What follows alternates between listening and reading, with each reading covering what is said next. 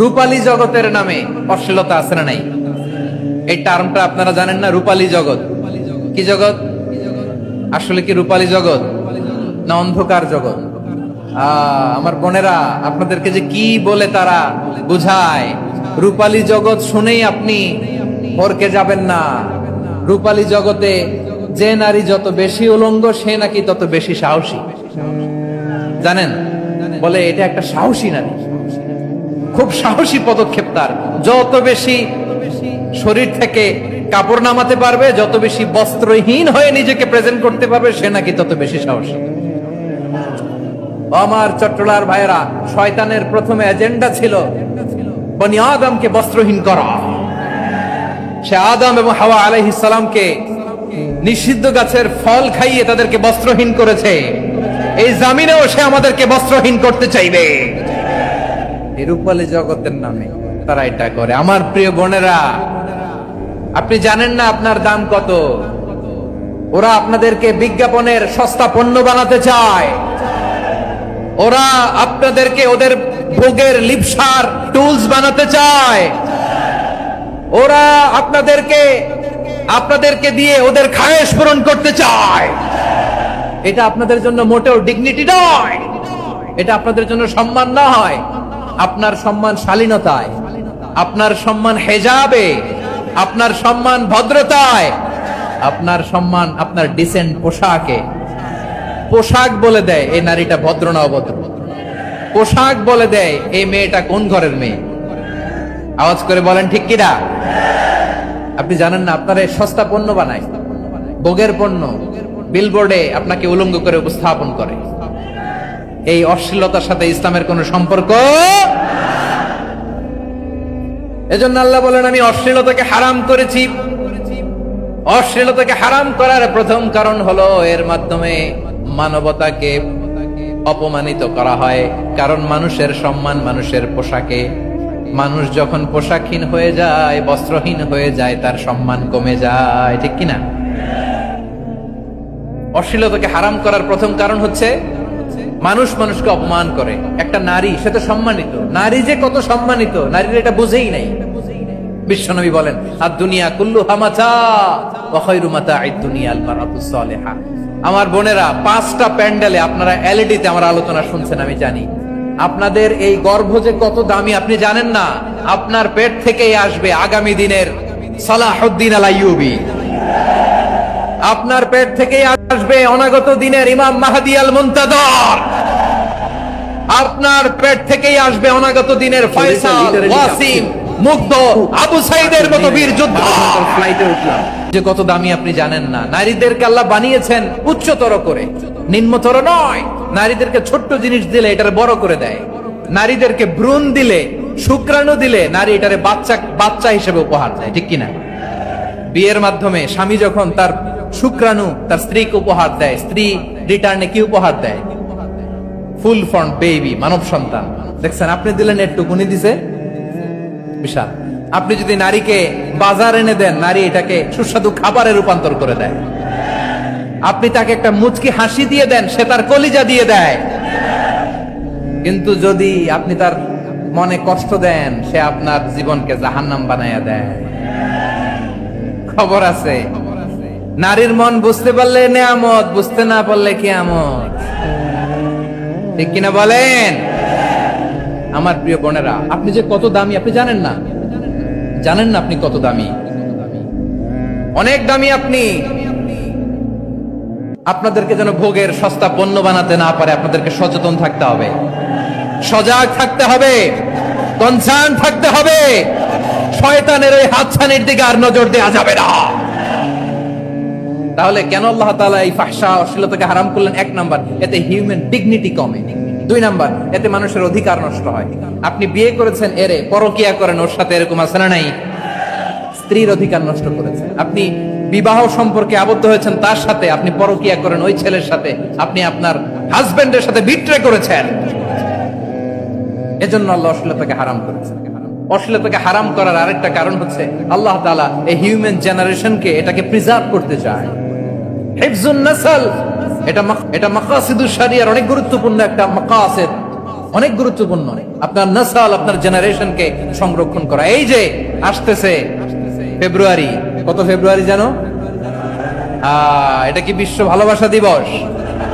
হ্যাঁ, কি দিবস? এই বিশ্ব ভালোবাসা দিবসের সাথে মুসলমানদের কোনো সম্পর্ক নাই। আমার প্রিয় ভাইরা, এই যে আপনি অবৈধ সম্পর্কে জড়ালেন, কেন আল্লাহ অশ্লীলতাকে হারাম করেছে দেখেন। বলতেছিলাম যে এটা আপনার নসল, আপনার জেনারেশন, আপনার লিনিয়েজ, আপনার বংশকে প্রিজার্ভ করা। কে কার বাবা, কে কার মা, বাবা মা জানা, প্রজন্মকে প্রিজার্ভ করা, এটা ইসলাম ওয়াজিব করে দিয়েছে। এই যে অবৈধ সম্পর্কের কারণে, বিশ্ব বেহায়া দিবসের কারণে, এগুলোর আউটকাম, আউটপুট হিসেবে মাঝে মাঝে ঢাকা মেডিকেলের ডাস্টবিনে নবজাতকের বাচ্চার কান্নার আওয়াজ শুনতে পাওয়া যায়। চট্টগ্রাম মেডিকেলের ডাস্টবিনে নবজাতকের কান্না শুনতে পাওয়া যায়। বীর চট্টলার মুসলমানেরা বুঝতে পারলে আওয়াজ করে বলেন, এই যে চট্টগ্রাম মেডিকেলে যে নবজাতকটা পাওয়া গেল, ওর বাবাকে আমাকে বলেন, ওর বাবাকে, ওর মাকে, ও কোন ফ্যামিলির সন্তান কেউ জানে? আপনি হিউম্যান ডিগনিটিকে অপমান করেছেন না? আপনি তার ভবিষ্যৎকে অন্ধকার করেছেন না? আপনি তার লিনিয়েজকে প্রশ্নবিদ্ধ করে দিয়েছেন না? এই জন্য আল্লাহ তাআলা অশ্লীলতাকে আমাদের জন্য হারাম করে দিয়েছেন। পড়েন সুবহানাল্লাহ। এই জন্য রব্বুল আলামিন বলেন, কুল ইন্নামা হারামা রাব্বিয়াল ফাওয়াহিশা মা যাহারা মিনহা ওয়া মা বাতান। প্রকাশ্য অপ্রকাশ্য সব অশ্লীলতাকে হারাম ঘোষণা করে দিয়েছে কে? আবার দুনিয়ার বুকে যারা অশ্লীলতার প্রসার করে তাদের জন্য শাস্তি মজুদ রেখেছে কে? রব্বুল আলামিন বলেন, ইন্নাল্লাযীনা ইউহিব্বুনা আন তাশিআল ফাহিশাতু ফিল্লাযীনা আমানু লাহুম আযাবুন আলীমুন ফিদ দুনিয়া ওয়াল আখিরাতি ওয়াল্লাহু ইয়ালামু ওয়া আনতুম লা তা'লামুন। নিশ্চয়ই যারা বিশ্বাসীদের মাঝে অশ্লীলতার প্রচার প্রসার করতে চায় তাদের জন্য আমি মর্মন্তুদ শাস্তি প্রস্তুত করে রেখেছি, দুনিয়াতেও রেখেছি, আখিরাতেও রেখেছি। ঘোষণাটা কার? যারাই নাটকের নামে, সিনেমার নামে, রূপালী জগতের নামে, মুভির নামে, ওটিটি প্ল্যাটফর্মের নামে আমার সমাজে অশ্লীলতা ছড়াতে চায় তাদের জন্য কঠিন মর্মন্তুদ শাস্তি মজুদ রেখে দিয়েছে কে? ও আমার বোনেরা, এখনো আপনি জাগবেন না? এখনো আপনার চিন্তার দুয়ারে এখনো নাড়া পড়ে নাই? ওরা আপনাকে উলঙ্গ বানাতে চায়, ওরা আপনাকে আইটেম গার্ল বানাতে চায়। এজন্য ইসলাম অশ্লীলতাকে হারাম করেছে। হারাম। ইসলাম বলেছে যোজন যোজন দূরে থাকো, ওরা বলে না কাছে আসো, কাছে আসার গল্প, ক্লোজ আপ ওয়ান, কাছে আসার গল্প আছে না নাই? চট্টগ্রামে তো এগুলো নাই মাশাআল্লাহ। হ্যাঁ, এখানেও আছে ক্লোজ আপ ওয়ান, কাছে আসার গল্প। আল্লাহ বলেন ওয়ালা তাকরাবুজ জিনা, কাছেও এসো না, জিনা থেকে যোজন যোজন কিলো দূরে থাকো, ওরা বলে কাছে আসার গল্প। আমার বীর চট্টলার ভাইয়েরা, কাছে আসতে হলে আমরা কোরআনের কাছে আসব, কাছে আসতে হলে নবীর কাছে আসব, কাছে আসার গল্প হবে আমার রবের কাছে আসার গল্প। চিল্লায় বলো ঠিক কিনা?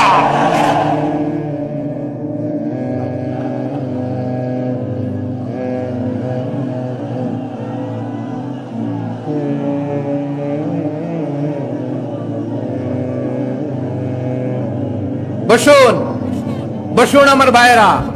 তাহলে অশ্লীলতার সাথে আমাদের কোনো সম্পর্ক? সবাই বলতে পারেননি, আওয়াজ করে বলুন, অশ্লীলতার সাথে আমাদের কোনো সম্পর্ক? আমরা এই সমস্ত ক্লোজ আপ ওয়ান, কাছে আসার গল্পের প্রোগ্রামে যাব? আমরা কোন ধরনের অশ্লীল কন্টেন্ট সোশ্যাল মিডিয়ায়, টিভিতে দেখব? কি যুগ যে আমরা কাটাচ্ছি আপনি কল্পনা করতে পারবেন না। পর্ন ইন্ডাস্ট্রি, নারী পুরুষের বস্ত্রহীন যুগল দৃশ্য, এইটাকে দিয়ে ওরা কোটি ডলারের ইন্ডাস্ট্রি বানিয়েছে। পুরো মানব ইতিহাসে এরকম জঘন্য সময় মানব ইতিহাস পার করে নাই। পর্ন এটা ইন্ডাস্ট্রি হয়ে গেছে। আমাদের এই যুবকগুলো, জেনজি গুলো, ওদের চরিত্র বাঁচাবে কি করে? কেমন করে হেফাজত করবে ওদের এই মূল্যবান চরিত্র? আমার প্রিয় ভাইরা, এই অশ্লীলতার দ্য লেটেস্ট ভার্সন হচ্ছে LGBT শরীফ থেকে শরীফা। শুনছেন আপনারা? দেখতে পুরুষ, আসলেই পুরুষ, সুস্থ একজন পুরুষ, 4 সন্তানের বাবা, বলে আমি মনে মনে নারী। দেখতে নারী, সুস্থ নারী, আসলেই সে দিব্যি একজন নারী, বলে আমি মনে মনে পুরুষ। সবচেয়ে ভয়ঙ্কর অশ্লীলতার সবচাইতে লেটেস্ট ভার্সন হচ্ছে এই ট্রান্সজেন্ডারিজম। সুস্থ পুরুষ তার বায়োলজিক্যাল গ্রোথকে হরমোন দিয়ে স্টপ করে দিয়ে সে সার্জারি করে নারী হতে চায়, সুস্থ নারী পুরুষ হতে চায়। পুরুষ পুরুষের প্রতি সেক্সুয়ালি আকর্ষণ বোধ করে, এটা লূত আলাইহিস সালামের কওমের মধ্যে ছিল। এটাকেও আল্লাহ কোরআনে ফাহিশা বলেছেন। ওয়ালুতান ইয ক্বালা লিকওমিহি আতাতুনাল ফাহিশাতা মা সাবাকাকুম বিহা মিন আহাদিম মিনাল আলামিন। লূত আলাইহিস সালাম বললেন, তোমরা কি এমন এক অশ্লীল কার্যক্রমে ডুব দিলে নাকি যেটা গোটা বিশ্বের কেউ কখনো করে নাই, তোমরাই প্রথম করেছো। পড়েন নাউযুবিল্লাহ। এই পশ্চিমের এই রোগ আমার দেশে যেন আসতে না পারে, আমাদের সজাগ থাকতে হবে। প্রিয় ভাইরা, চিল্লায় বলেন ঠিক কিনা? দুপুরের খাবার খাওয়ার সুযোগ হয়েছিল? খান নাই? রোজা রাখছেন? আমি কি দিয়ে বিদায় দেব আমার এই ভাইগুলোরে? আল্লাহ, তুমি আমার ভাইগুলোরে কবুল করো। ইসলামের পক্ষের এই গণজোয়ারকে আগামীর বাংলাদেশের ইসলামের জন্য তুমি কবুল করো। যেই ভালোবাসা ইসলামের জন্য হয়, যেই গণজোয়ার কোরআনের জন্য হয়, পৃথিবীর কোন শক্তি দিয়ে সেটাকে আটকানো যায় না। জোরে বলেন ঠিক কিনা? এজন্য গ্রাজুয়ালি, সিস্টেম্যাটিক্যালি, মেথোডোলজিক্যালি আমাদেরকে আগাতে হবে, শুধু আবেগ দিয়ে নয়। বিবেকেরও দরকার আছে না নাই? প্রিয় ভাইয়েরা, আসুন, আমাদের কথা অনেক বেশি, সময় অনেক কম। আমরা আর কাল বিলম্ব না করে মহাবিশ্বয় মহাগ্রন্থ আল কুরআন আল কারীম থেকে কিছু কথা শুনি। আমি যে টপিকটা নিয়ে আজকের ঐতিহাসিক চট্টগ্রামের প্যারেড ময়দানের তাফসীরুল কোরআন প্রোগ্রামে আলোচনা করব, সেটা হচ্ছে সূরাতু আন-নাহলের 90 নম্বর আয়াত নিয়ে কিছু কথা আমরা উপস্থাপন করবার চেষ্টা করব ইনশাআল্লাহ। আমার খুতবার শুরুতেই আপনারা মোটামুটি আন্দাজ করে ফেলেছেন যে আমি কি নিয়ে আলোচনা করব, কারণ যে আয়াতটি আমি তেলাওয়াত করেছি এই আয়াতটি প্রায়শই এই ভূখণ্ডে, এই বাংলাদেশে জুমার দিনে খতিব সাহেবরা দ্বিতীয় খুতবা শেষের দিকে পড়ে না? কি কমন পড়ছে? ইন্নাল্লাহা ইয়া'মুরু বিল আদলি ওয়াল ইহসান ওয়া ইতা'i যিল কুরবা ওয়া ইয়ানহা আনিল ফাহশাই ওয়াল মুনকারি ওয়াল বাগি ইয়া'iদুকুম লাআল্লাকুম তাযাক্কারুন। মুখস্থ আছে না সবার? আসুন আমরা এই আয়াতের সরল অর্থ, এর মর্মবাণী, এর সংক্ষিপ্ত তাফসীর সবাই মিলে আজকের এই প্রোগ্রাম থেকে উদ্ধার করার চেষ্টা করি। আপনারা মনোযোগী আছেন তো? ইনশাআল্লাহ।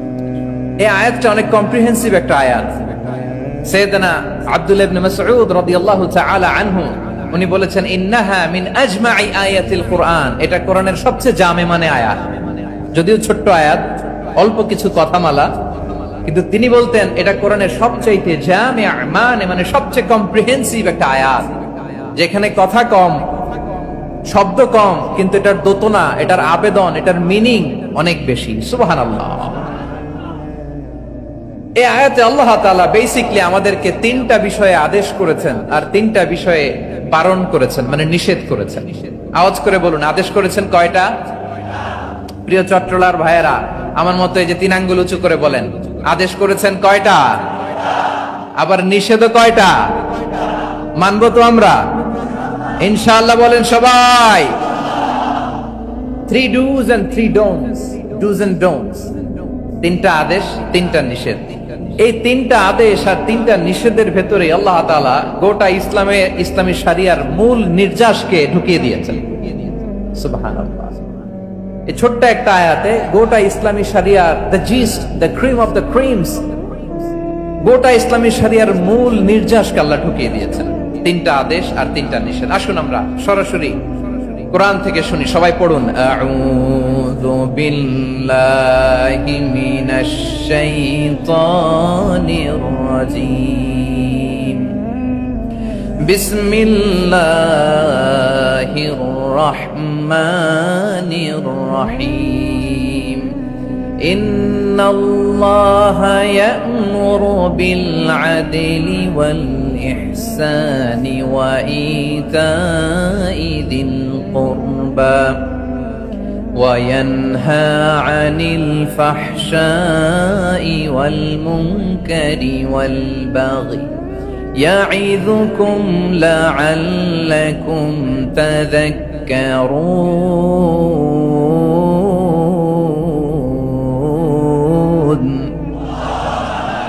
আল্লাহ তাআলা ইরশাদ করছেন ইন্নাল্লাহা ইয়া'মুরু বিল আদলি ওয়াল ইহসান, নিশ্চয় আল্লাহ তাআলা তোমাদেরকে ন্যায় বিচারের আদেশ দেন, সদাচরণের আদেশ দেন, নিকট আত্মীয়দেরকে দানের আদেশ দেন। আদেশ কয়টা?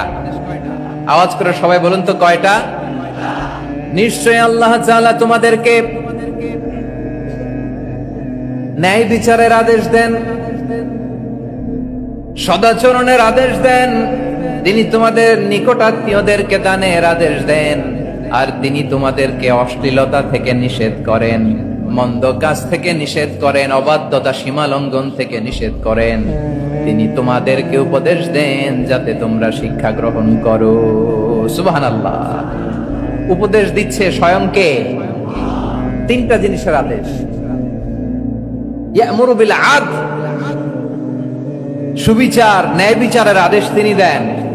ইহসানের আদেশ দেন যাতে আমরা ইহসান করি, একে অপরের প্রতি সুবিচার করি, মহানুভবতা দেখায়, অনুগ্রহ দেখায়, আর নিকট আত্মীয়দেরকে যেন আমরা দান করি। এই তিনটা আদেশ তিনি দিয়েছেন। আর কোন তিনটা জিনিস থেকে তিনি বারণ করেছেন?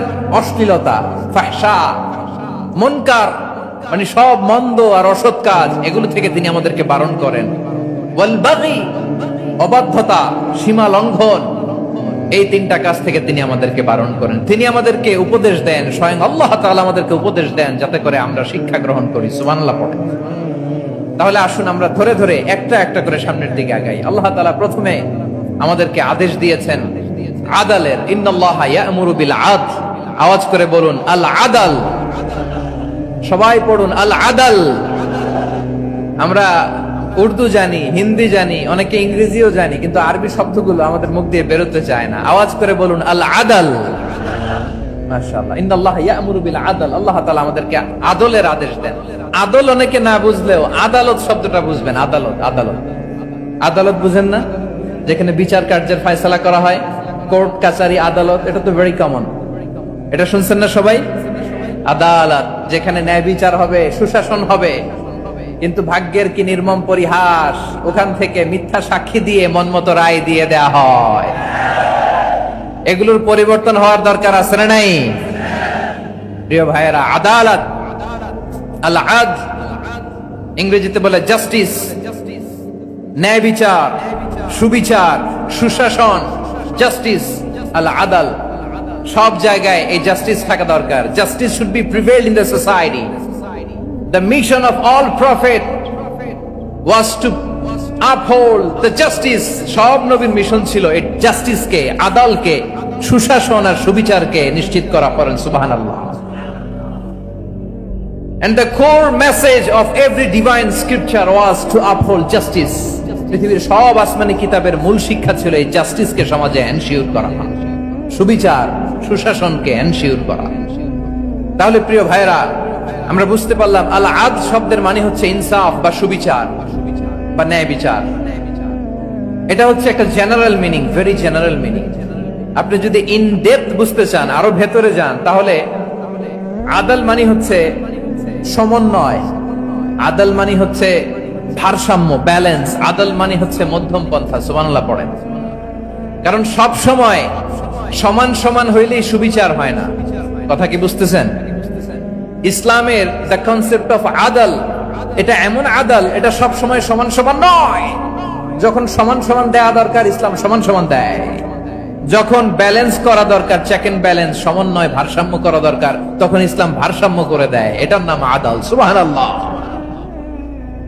সহজ করে আপনাদেরকে বুঝাই। যেমন ধরুন, একটা পরিবারের 3 জন সদস্য, স্বামী, স্ত্রী আর সন্তান, তাদের সকালবেলার ব্রেকফাস্টে স্বামীর সকালের নাস্তায় স্বামীর 3টা রুটি লাগে, স্ত্রীর 2টা লাগে, আর সন্তানের 1টা রুটি লাগে। এখন আমি যদি সমান সমান করে আদল করতে চাই, সবাইকে যদি 3টা করে রুটি দেই, তাহলে স্বামী বেচারার জন্য ঠিক আছে কি বলেন? কথা কি বুঝতেছেন না কষ্ট হয়ে যাচ্ছে? যদি সমান সমানের নিয়মে আগাই, তাহলে 3টা করে যদি রুটি দেই স্বামীর জন্য ওকে, কিন্তু স্ত্রীর জন্য 1টা বেশি হয়ে যায়, আর সন্তানের জন্য কয়টা বেশি হয়? আচ্ছা, এই তো বুঝতেছেন, মাশাআল্লাহ। আচ্ছা, 2টা করে যদি সবাই রে দেই সমান সমান নীতিতে, তাহলে স্ত্রীর জন্য, স্ত্রী বেচারির জন্য ঠিক আছে, কিন্তু স্বামীর কয়টা কম পড়ে? আর সন্তানের বেশি হয়ে যায় কয়টা? আচ্ছা, সমান সমান নীতিতে সবাইকে যদি সকালের নাস্তার জন্য 1টা করে রুটি দেই, সন্তানের জন্য ঠিক আছে, কিন্তু স্ত্রী বেচারির কম পড়ে কয়টা? স্বামীর কম পড়ে কয়টা? 2টা। কথা কি বুঝতেছেন? আর আমি যদি স্বামীকে দেই 3টা, স্ত্রীকে দেই 2টা, আর সন্তানকে দেই 1টা, তাহলে কারো অপচয় হবে না, যার যতটুকু দরকার ঠিক ততটুকুই কাজে লাগবে। চিল্লায় বলেন ঠিক কিনা? এটাই হচ্ছে ইসলামের আদল, যেখানে যার যতটুকু দরকার তাকে সেখানে ঠিক ততটুকু দিয়ে দেওয়ার নামই হচ্ছে আদল। চিল্লায় পড়েন আল্লাহু আকবার। রব্বুল আলামিন বলেন, ইউসিকুমুল্লাহু ফি আওলাদিকুম লিলযাকারি মিসলু হাযযিল উনসায়াইন। আল্লাহ তোমাদেরকে ওসিয়ত করেন, তোমাদেরকে আদেশ দেন, উত্তরাধিকার সম্পদ যখন বন্টন হবে, ছেলেরা যতটুকু পাবে, মেয়ে পাবে তার অর্ধেক। সুবহানাল্লাহ বলেন। দেখেন, ছেলে যদ্দূর, মেয়ে অর্ধেক, ছেলে ডবল পাবে। আপাত দৃষ্টিতে মনে হয় এখানে অবিচার হয়েছে, কিন্তু আসলে কি অবিচার হয়েছে? আপনি বিয়ের ক্ষেত্রে যান, ওইখানে আবার ছেলে মোহরানা দেয়, মেয়ে সেখানে মোহরানা পায়, তাহলে চেক এন্ড ব্যালেন্স, ভারসাম্য, ব্যালেন্স, মধ্যম পন্থা এখানে আছে না নাই? এটাই হচ্ছে ইসলামের আদল। আল্লাহ তাআলা এই আদলের আদেশ দিয়েছেন, সুবিচার, ন্যায় বিচার, সুশাসন এবং ভারসাম্যের আদেশ দিয়েছেন। প্রিয় ভাইয়েরা, একটি শান্তিময় সমাজ, একটা সমৃদ্ধ সমাজ, একটা মানবিক সমাজ যদি আমরা পেতে চাই, এই আয়াতের মধ্যে যতগুলো পয়েন্ট আছে সবগুলোর বাস্তবায়ন লাগবে। কথা বুঝতে পেরেছেন?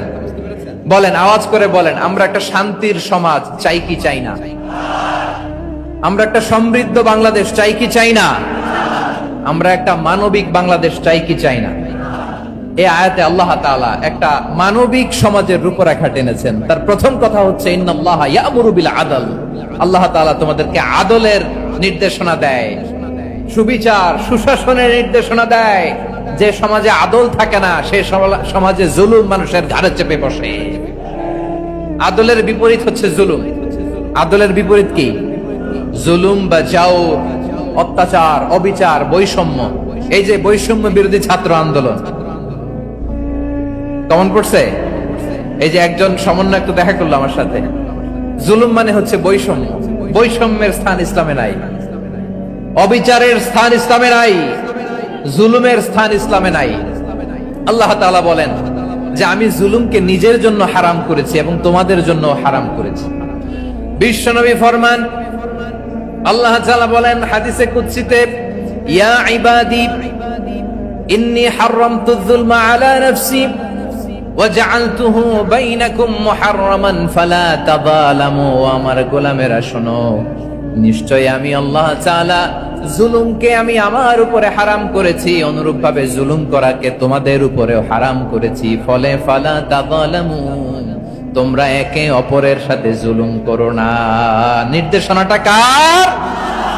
খবরদার, জুলুমের সাথে আমাদের কোনো সম্পর্ক নাই। আল্লাহ তাআলা আদলের আদেশ দিয়েছেন, আদালতের আদেশ দিয়েছেন, সুশাসনের, ন্যায় বিচারের আদেশ দিয়েছেন। ইন্নাল্লাহা ইয়ামুরু বিল আদল।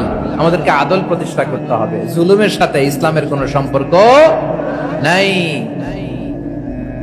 আল্লাহ তাআলা জালিমদের জন্য কঠিন শাস্তি প্রস্তুত করে রেখেছেন। যারা এই আদলকে ভুলুণ্ঠিত করে জুলুমের রাস্তায় হাঁটতে চায়, তাদের প্রাপ্য কিয়ামতের ময়দানে বুঝিয়ে দিবে কে? আল্লাহ তাআলা তাদের প্রাপ্যকে বুঝিয়ে দিবেন। এজন্য বিশ্বনবী বলে, খবরদার, তোমরা ইনসাফ করবে, আদল করবে, জুলুম করবে না। আয-যুলমু যুলুমাতুন ইয়াউমাল কিয়ামা। জুলুম কিয়ামতের দিন অন্ধকার হয়ে জালিমের ঘাড়ে চেপে বসবে। আবার বিশ্বনবী বলতেন, ইত্তাকি দাওয়াতাল মাজলুম। খবরদার, তোমরা মজলুমের কান্নাকে ভয় করো। ফা ইন্নাহু লাইসা বাইনাহু ওয়া বাইনাল্লাহি হিজাব। কেননা মজলুমের কান্নার মাঝে আর আল্লাহর আরশের মাঝে কোনো পর্দা থাকে না। বিশ্বাস হয়? এই কথা বিশ্বাস হয়? এর জলজন্ত প্রমাণ তো আমরা নিজেরাই দেখলাম। হ্যাঁ, মজলুমের কান্না ফুলে ফেপে মহিরুহ হয়ে পাহাড়ের মতো হয়ে বিস্ফোরিত হয়ে জালিমের মসনদকে ছারখার করে দিয়েছে। এর প্রমাণ তো আমরা নিজেরাই তো দেখলাম। জালিমের পরিণতি কি হয় আমরা জীবদ্দশাই তো দেখলাম। এমনও কোন জুলুম নাই যে হয় নাই, ঠিক কিনা বলেন? আহারে জুলুম, আহারে জুলুম। রিসেন্টলি আয়না ঘরের কিছু ছবি প্রকাশিত হয়েছে সোশ্যাল মিডিয়ায়, দেখেছেন আপনারা? হ্যাঁ, ছোট্ট একটা জায়গা, স্বাধীন মানুষকে প্রাণীর মতো পাখির মতো খাঁচায় বন্দি করে রেখেছে। কখন দিন কখন রাত কিচ্ছু জানে না, কখন দিন কখন রাত কিছু জানে না। বছরের পর বছর কেটে গিয়েছে। এক্সট্রা জুডিশিয়াল কিলিং এর কোনো হিসাব নাই। বিচার বহির্ভূত হত্যা, এনফোর্স ডিসঅ্যাপিয়ারেন্স, গুম, যেটা সবচাইতে বড় মানবতা বিরোধী অপরাধ। কত মানুষ যে গুম হয়েছে তার কোনো ইয়ত্তা নাই। যেই ফ্যামিলির সদস্য গুম হয়েছে তারা কি ওই লোকটার জন্য মাগফিরাতের দোয়া করবে নাকি সুস্বাস্থ্যের দোয়া করবে তারা নিজেরাও জানতো না, কারণ জানে না ও বেঁচে আছে না মরে গেছে।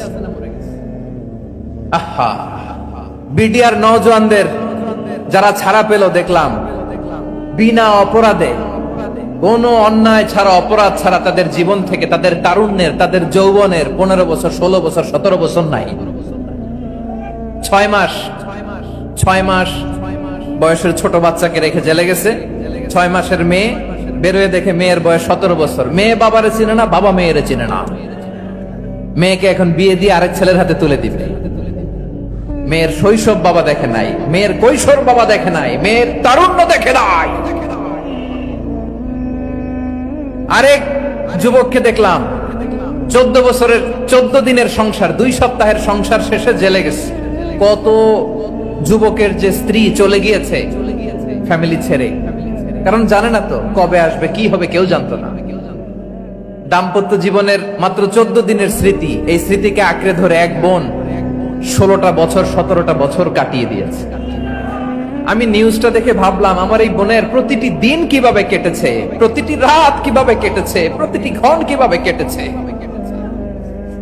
বিশ্বনবী বলেছেন, ইত্তাকি দাওয়াতাল মাজলুম ফাইন্না লাইসা বাইনাহু ওয়া বাইনাল্লাহি হিজাব। মাজলুমের কান্নাকে ভয় করো, কারণ মাজলুমের কান্না আর আল্লাহর মাঝে কোনো পর্দা থাকে না। আমরা আর এরকম কোন জুলুম বাংলাদেশে দেখতে চাই না, জোরে বলেন ঠিক কিনা? আর কেউ নতুন করে জালিম হোক আপনারা চান? আবার নতুন করে কেউ ফ্যাসিস্ট হোক আপনারা চান? এক দল আরেক দলকে নিশ্চিহ্ন করার রাজনীতিতে মেতে উঠুক, এটা আপনারা চান? আমরা বাংলাদেশকে আদল দিয়ে সাজাতে চাই। আমরা এই 56,000 বর্গ মাইলের প্রতিটা ইঞ্চি মাটিকে কোরআনের আইন দিয়ে সাজাতে চাই। রাজি আছেন আপনারা? কারা কারা রাজি দেখান হাত তুলে আল্লাহকে।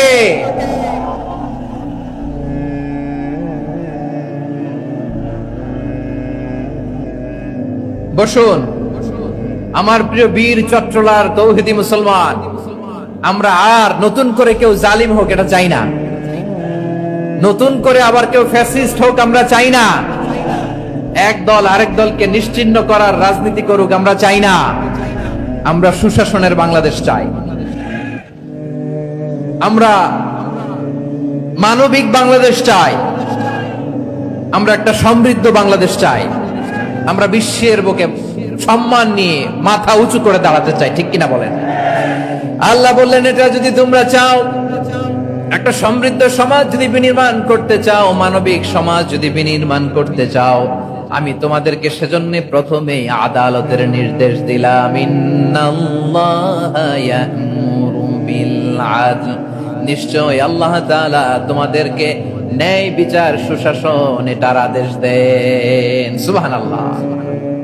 আদাল, ন্যায় বিচারের আদেশ আল্লাহ তাআলা কোরআনের বিভিন্ন আয়াতে দিয়েছেন। আল্লাহ তাআলা বলছেন, ইন্নাল্লাহা يأمركم أن تؤدوا الأمانات إلى أهلها وإذا حكمتم بين الناس أن تحكموا بالعدل إن الله نعم ما يعظكم به إن الله كان سميعا بصيرا আল্লাহ তাআলা বললেন, আল্লাহ আদেশ দিচ্ছেন যে ব্যক্তি আমানতের হকদার তার হাতে তোমরা আমানত পৌঁছে দাও। আর যখন তোমরা বিচার কার্য করবে, বিচার ফয়সালা করবে, আদালতের সাথে করো। সুবহানাল্লাহ বলেন। ওয়াইদা হাকামতুম বাইনান নাসি আন তাহকুমু বিল আদল, আদালতের সাথে করবা। আল্লাহ তাআলা বলেন যারা জাজ হবে, বিচারক হবে, তাদের যদি বাদী বিবাদীর কারোর সাথে শত্রুতা থাকে, কারোর সাথে যদি কোনো ধরনের রেষারেষি থাকে, আল্লাহ বলেন বিচার কার্য করতে যে ওই শত্রুতা রেষারেষির কারণে আদালতের বাইরে যে অবিচার করে বিচার করো না। ওয়ালা ইয়াজরিমান্নাকুম শানাআনু কওমিন আলা আল্লা তা'দিলু ই'দিলু হুয়া আকরাবু লিত-তাকওয়া ওয়াত্তাকুল্লাহা ইন্নাল্লাহা খাবীরুম বিমা তা'মালুন। খবরদার কোন জাতির প্রতি, কোন গোষ্ঠীর প্রতি, কোন গোত্রের প্রতি আক্রোশ যেন তোমাদেরকে ন্যায় বিচার থেকে দূরে সরিয়ে না দেয়, বরং আমি আল্লাহর আদেশ হলো ই'দিলু, তোমরা আদল করো, ন্যায় বিচার করো, সুবিচার করো, সুশাসন প্রতিষ্ঠা করো। ওয়া আকরাবু লিত-তাকওয়া, এটাই তাকওয়ার সবচেয়ে কাছাকাছি। সুবহানাল্লাহ বলেন। কোরআনের বিভিন্ন আয়াতে আল্লাহ তাআলা স্পেসিফিকলি ধরে ধরে বিচার করার সময় আমরা যেন আদল করি সেটা বলেছেন। কোরআনের কোন কোন জায়গায় আল্লাহ তাআলা এই আল আদল শব্দটা ব্যবহার করেছেন। আবার একই জিনিস ইনসাফ, সুবিচার, সুশাসন, ন্যায় বিচার, ন্যায় পরায়ণতা বুঝাতে আল্লাহ তাআলা কখনো কখনো আল কিসত শব্দটা ব্যবহার করেছেন। আওয়াজ করে সবাই বলুন আল কিসত। প্রিয় ভাইরা, সবাই আওয়াজ করে আমার সাথে সাথে বলুন আল কিসত। আল্লাহ তাআলা বলেন ওয়া ইন হাকামতা ফাহকুম বাইনাহুম বিল কিসতি ইন্নাল্লাহা ইউহিব্বুল মুকসিতিন। যখন তুমি বিচার করবে, বিশ্বনবীকে উদ্দেশ্য করে অ্যাড্রেস করে বললেন, নবী হে, ইহুদিরা কোনো বিষয়ে মীমাংসার জন্য যদি আপনার দরবারে আসে, যদি বিচার করতে হয়, খবরদার অবিচার করবেন না। ফয়সালা যেটা করবেন কিসতের সাথে করবেন, ন্যায় পরায়ণতার সাথে করবেন, কারণ ইন্নাল্লাহা ইউহিব্বুল মুকসিতিন, নিশ্চয় আল্লাহ রাব্বুল ইজ্জাত ন্যায় পরায়ণশীলদেরকে বড্ড ভালোবাসেন। সুবহানাল্লাহ বলেন। ন্যায় পরায়ণ লোকদেরকে আল্লাহ তাআলা বড্ড ভালোবাসেন। অন্য আয়াতে আল্লাহ তাআলা বলছেন وَنَضَعُ الْمَوَازِينَ الْقِسْطَ لِيَوْمِ الْقِيَامَةِ فَلَا تُظْلَمُ نَفْسٌ شَيْئًا।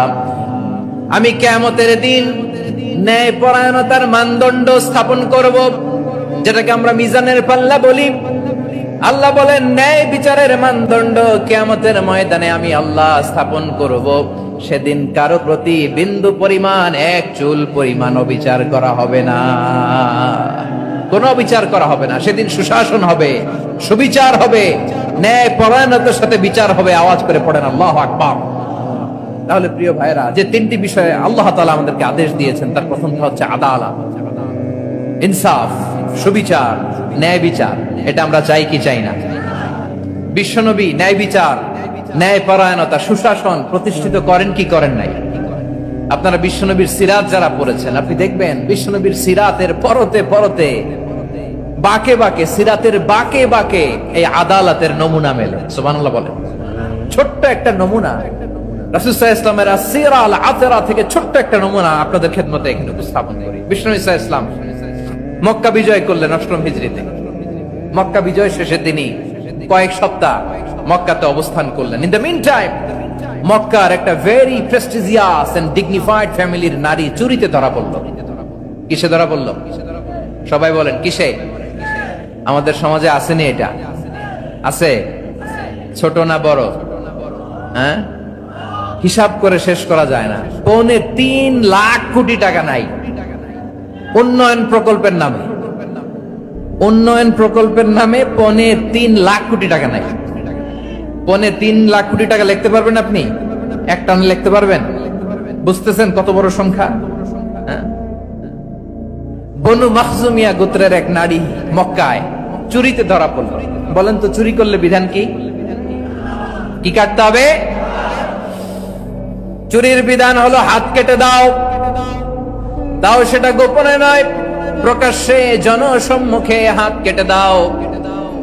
বনু মাখজুমিয়া গোত্রের নারী যখন চুরিতে ধরা পড়লো, সাহাবারা চিন্তায় পড়ে গেলেন।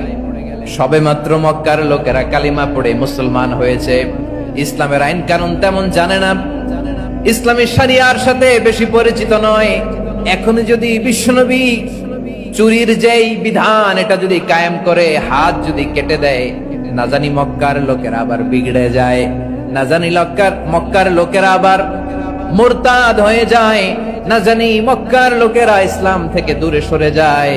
চলো চলো সাহাবীরা মিলে পরামর্শ করলেন, চলো বিশ্বনবীর কাছে যে বলি, ও নবী, শুধু কেবলমাত্র একমাত্র এই নারীর জন্য চুরির হাত কাটার বিধানটা আপনি একটু থামিয়ে দেন। চুরির হাত কাটার যে বিধান এইখানে একটু রহিত করে দেন, বাকিগুলা কইরেন মদিনাতে যে চলবে, কিন্তু মক্কায় এবারের জন্য মাফ করে দেন। কিন্তু কে বলবে? এই যে পরামর্শ, সাজেশন, এটা কে দিবে বিশ্বনবীর কাছে? সাহাবারা চিন্তায় পড়ে গেলেন। আল্লাহর নবীর সামনে দাঁড়িয়ে আল্লাহর দেয়া হুদুদ, আল্লাহর দেয়া বিধান থামিয়ে দেওয়া, মাফ করে দেওয়া, এই কথা বিশ্বনবীর সামনে বলার সাহস তো কেউ রাখে না। কেউ কেউ বলল, বিশ্বনবীর পালক পুত্র যায়েদ বিন হারেসার সন্তান উসামারে বিশ্বনবী নাতির মতো আদর করে, বড্ড বেশি ভালোবাসে উসামারে। এজন্য সাহাবারা উসামাকে বলতো হিব্বু রাসূলিল্লাহ, বিশ্বনবীর ভালোবাসা। কি বলতো? সাহাবীরা বললেন, বিশ্বনবীর ভালোবাসা হিব্বু রাসূলিল্লাহ, উসামারে পাঠাও। উসামারে বিশ্বনবী নাতির মতো স্নেহ করে, মায়া করে, ভালোবাসে। আমরা পারবো না, উসামা পারবে। সবাই মিলে ফুলিয়ে খুশিয়ে উসামাকে, ছোট্ট উসামাকে রাজি করালো। উসামা এমন এমন কথা যে তুমি বিশ্বনবীর কাছে বলতে হবে, পারবা নাকি? উসামা বলে, পারবো।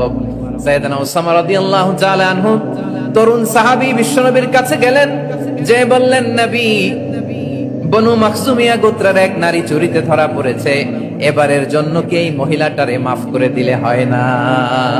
এবারের জন্য একটু ক্ষমা করা যায় না নবী? বিশ্বনবী বলেন, আতাশফাউ ফি হাদ্দিম মিন হুদুদিল্লাহ, তোমার এত বড় সাহস উসামা, তুমি আল্লাহর হাত, আল্লাহর দেয়া বিধান, এটার ব্যাপারে সুপারিশ করতে এসেছো? তোমরা কি জানো তোমাদের আগে যত কওম, যত গোত্র, যত জনপদ ধ্বংস হয়েছে তার কারণ ছিল তাদের মধ্যে গরিবরা অন্যায় করলে তারা বিচার করত, আর ধনীরা অন্যায় করলে তারা মাফ করে দিত। খবরদার! ওয়া আইমুল্লাহ লাউ আন্না ফাতিমাতা বিনতি মুহাম্মাদিন সারাকাত লাকাতা মুহাম্মাদুন ইয়াদাহা। বিশ্বনবী বললেন, আরে ওসামা, বানু মাখজুমিয়ার ওই প্রেস্টিজিয়াস এন্ড ডিগনিফাইড ফ্যামিলির মেয়ে তো দূর কি বাত, অনেক দূরের কথা।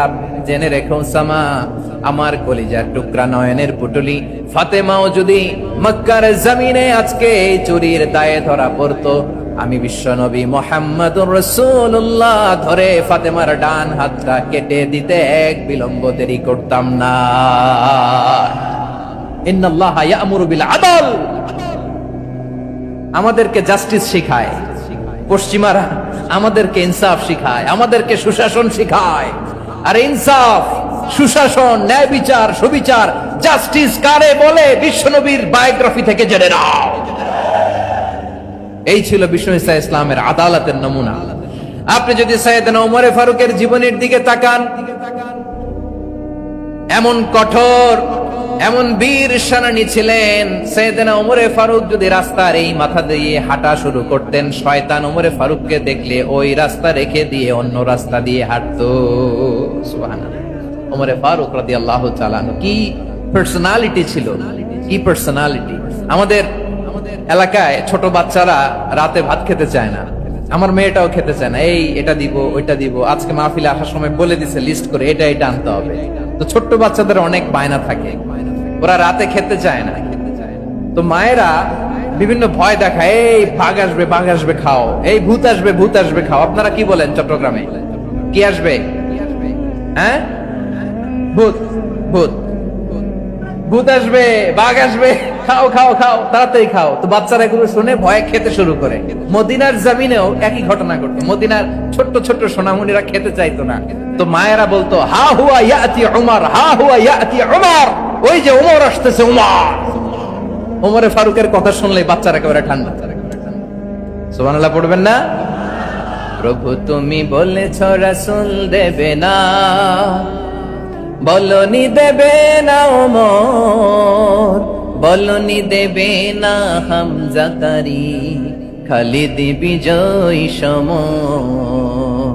প্রভু তুমি বলেছ রাসূল দেবে না, বলনি দেবে না ওমর, বলনি দেবে না হামজা তারি, খালিদ বিজয় সমর। প্রভু তুমি বলেছ রাসূল দেবে না। আল্লাহু আকবার। ওমর ফারুক রাদিয়াল্লাহু তাআলা আনহু, ওনার কথা শুনলে গায়ের মধ্যে গুজবাম হয়, গায়ের পশমগুলো দাঁড়িয়ে যায়। সুবহানাল্লাহ বলেন। কি পার্সোনালিটি ছিল, কি ব্যক্তিত্ব ছিল। মুনাফিকরা ওমর ফারুককে জমের মতো ভয় পেতেন। শয়তান, ভূত শয়তান এই রাস্তা দিয়ে আসলে শয়তান অন্য রাস্তা দিয়ে হাঁটত। ওমর ফারুক রাদিয়াল্লাহু তাআলা আনহুর জীবনে যদি দেখেন, তাহলে সেখানে আপনি আদালতের, ইনসাফের, সুশাসনের, জাস্টিসের নমুনা দেখতে পাবেন। কয়টা শুনবেন? সাইয়েদনা ওমর ফারুকের রাদিয়াল্লাহু তাআলা আনহুর সন্তান আব্দুর রহমান মিশরে মদ খেয়ে মদ্যপ অবস্থায় ধরা পড়েছে। মদ খাওয়ার কারণে, মদ যদি কেউ পান করে আর যদি প্রমাণিত হয়, তার বিচার হলো 80 বেত। আওয়াজ করে বলেন কয় বেত? বাংলাদেশেও তো এই আইন আছে নাকি? বাংলাদেশে আছে? হ্যাঁ, মদ খাইলে 80 বেত, এই আইন বাংলাদেশে চালু হোক। আমরা চাই কি চাই না? চাই সবাই। এজন্যই তো ইসলাম ভাল লাগে না। ইসলামকে ভাল লাগে না। ইসলামকে আউট করে রাখতে পারলেই তো এরকম বড় বড় বোতল খাওয়া যায়। একেবারে সহজ, পানির মতো সহজ হিসাব, একেবারে সহজ। ওমর ফারুক রাদিয়াল্লাহু তাআলা আনহুর ছেলে ভুল করে মদ পান করে ফেলেছিলেন। আব্দুর রহমান, ঘটনা ঘটেছে মিশরে। মিশরের গভর্নর তখন আমর ইবনে আস রাদিয়াল্লাহু তাআলা আনহু। আব্দুর রহমানের ভাই যে গভর্নরকে বলল, গভর্নর যদি একটু দয়া করেন, খলিফার ছেলে আমার ভাই আব্দুর রহমান মদ্যপ অবস্থায় ধরা পড়েছে, জনসম্মুখে যদি আপনি বেত্রাঘাত করেন আমাদের প্রেস্টিজ থাকে না, যদি 80 বেত আপনি মারেন আমার কোনো কথা নাই, কিন্তু ঘরের ভেতরে মারেন। আব্দুর রহমানের ভাইয়ের সুপারিশ শুনে সাইয়েদনা আমর ইবনে আস রাদিয়াল্লাহু তাআলা আনহু রাজি হয়ে গেলেন। ঘরের ভেতরে লোকচক্ষুর আড়ালে 80 বেত তিনি মানলেন। কিন্তু ঘটনাক্রমে এই কথা লুকিয়ে লুকিয়ে ঘরের ভেতরে 80 বেত মারার কথা সাইয়েদনা ওমর ফারুক মদিনা থেকে জানতে পারলেন। মদিনা থেকে তিনি ফরমান জারি করলেন, এই বিচার যেমনটি আমর ইবনে আস আদায় করেছে, এটা প্রকৃতপক্ষে আদায় হয় নাই। আসো সবাই মদিনায় আসো, আমর ইবনে আস মদিনায় আসো, আব্দুর রহমানও আসো, সবাই আসো। জনসম্মুখে এই বিচার কার্যকর করতে হবে। সাইয়েদনা ওমর ফারুক মসজিদে নববীর পিলারের মধ্যে নিজের ছেলেকে বাঁধলেন, আবার জনসম্মুখে 80টা বেত তার গায়ের মধ্যে মারলেন। মাজমুয়ে ফাতাওয়া ইবনে তাইমিয়া রাহিমাহুল্লাহ উনি এটা নকল করেছেন। এটা সবচেয়ে বিশুদ্ধ মত। আর অনেক মত আছে, মারা গেছে কবরের উপর, ওগুলো বাদই দিলাম। কেমন খলিফা ছিলেন, কেমন খলিফা! পশ্চিমারা তোমরা জাস্টিস আমাদেরকে শেখাও, ইনসাফ কারে বলে, সুশাসন আমাদেরকে তোমরা শিখাও। ওমর ফারুক রাদিয়াল্লাহু তাআলা ওইটাকে, ওই বিচারকে তিনি ধর্তব্য মনে করেন নাই। মদিনাতে এনে আবার জনসম্মুখে আবার 80 বেত মেরেছেন।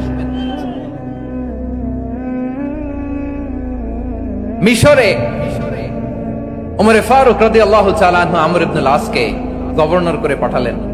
সেখানে আমর ইবনে আসের ছেলে একটা প্রতিযোগিতায় রানার আপ হয়েছে। এক মিশরি সেখানে চ্যাম্পিয়ন হয়েছে। রানার আপ বুঝতে পেরেছেন তো? রানার আপ সেকেন্ড হয়েছে, এক মিশরি হয়েছে চ্যাম্পিয়ন প্রথম। কিন্তু গভর্নরের ছেলে ও জিততে পারে নাই। ও রাগে ওই মিশরির গায়ের মধ্যে কয়েকটা লাঠি দিয়ে বাড়ি মেরেছে।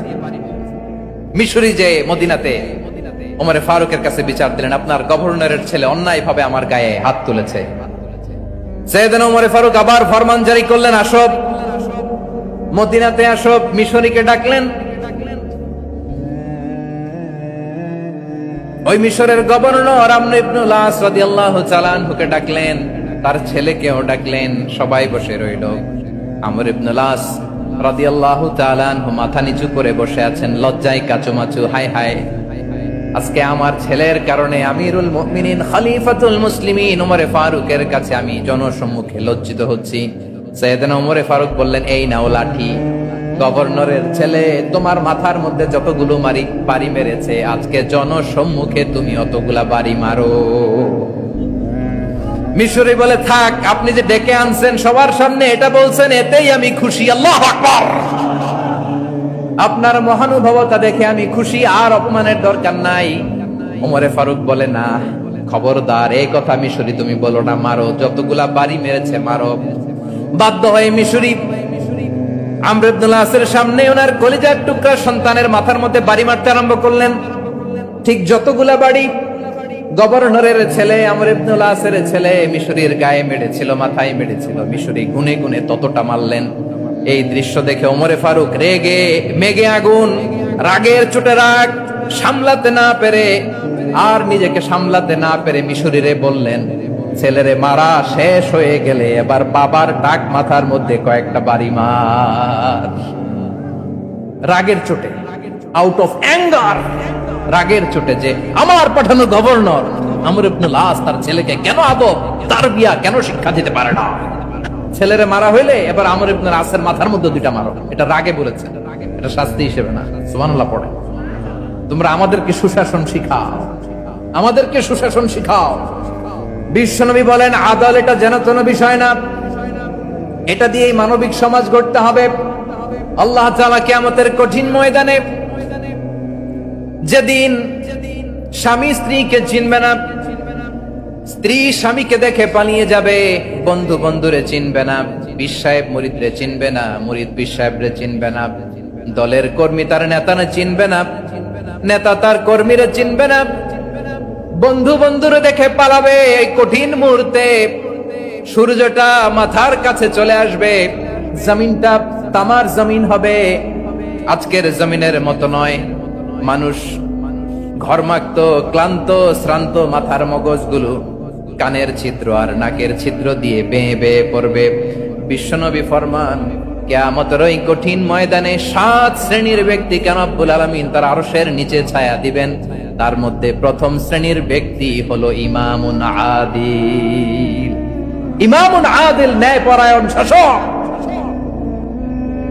যে ইনসাফের সাথে বিচার করে, যে জাস্টিস সমাজে সার্ভ করে, যে সুশাসন নিশ্চিত করে, ওই ইমামুন আদিল। আদিল শব্দটা বুঝছেন না? ইন্নাল্লাহা ইয়া'মুরু বিল আদল।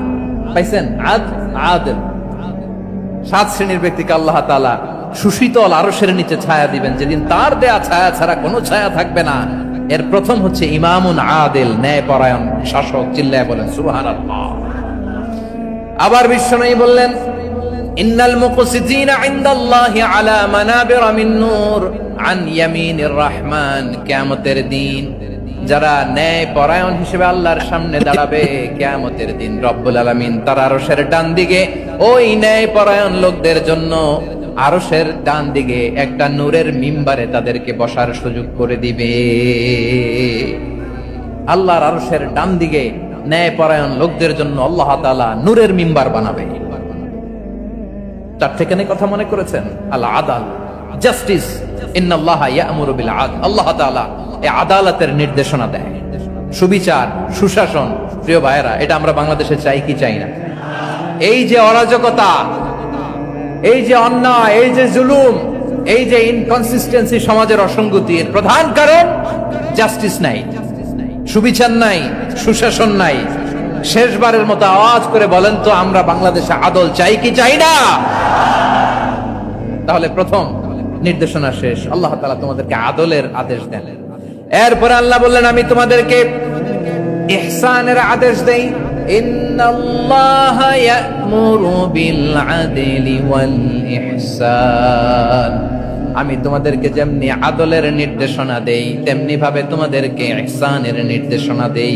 ইহসান, আওয়াজ করে সবাই বলেন তো ইহসান। সবাই বলেননি, সবাই বললে এতটুকু আওয়াজ হবে আমি বিশ্বাস করি না।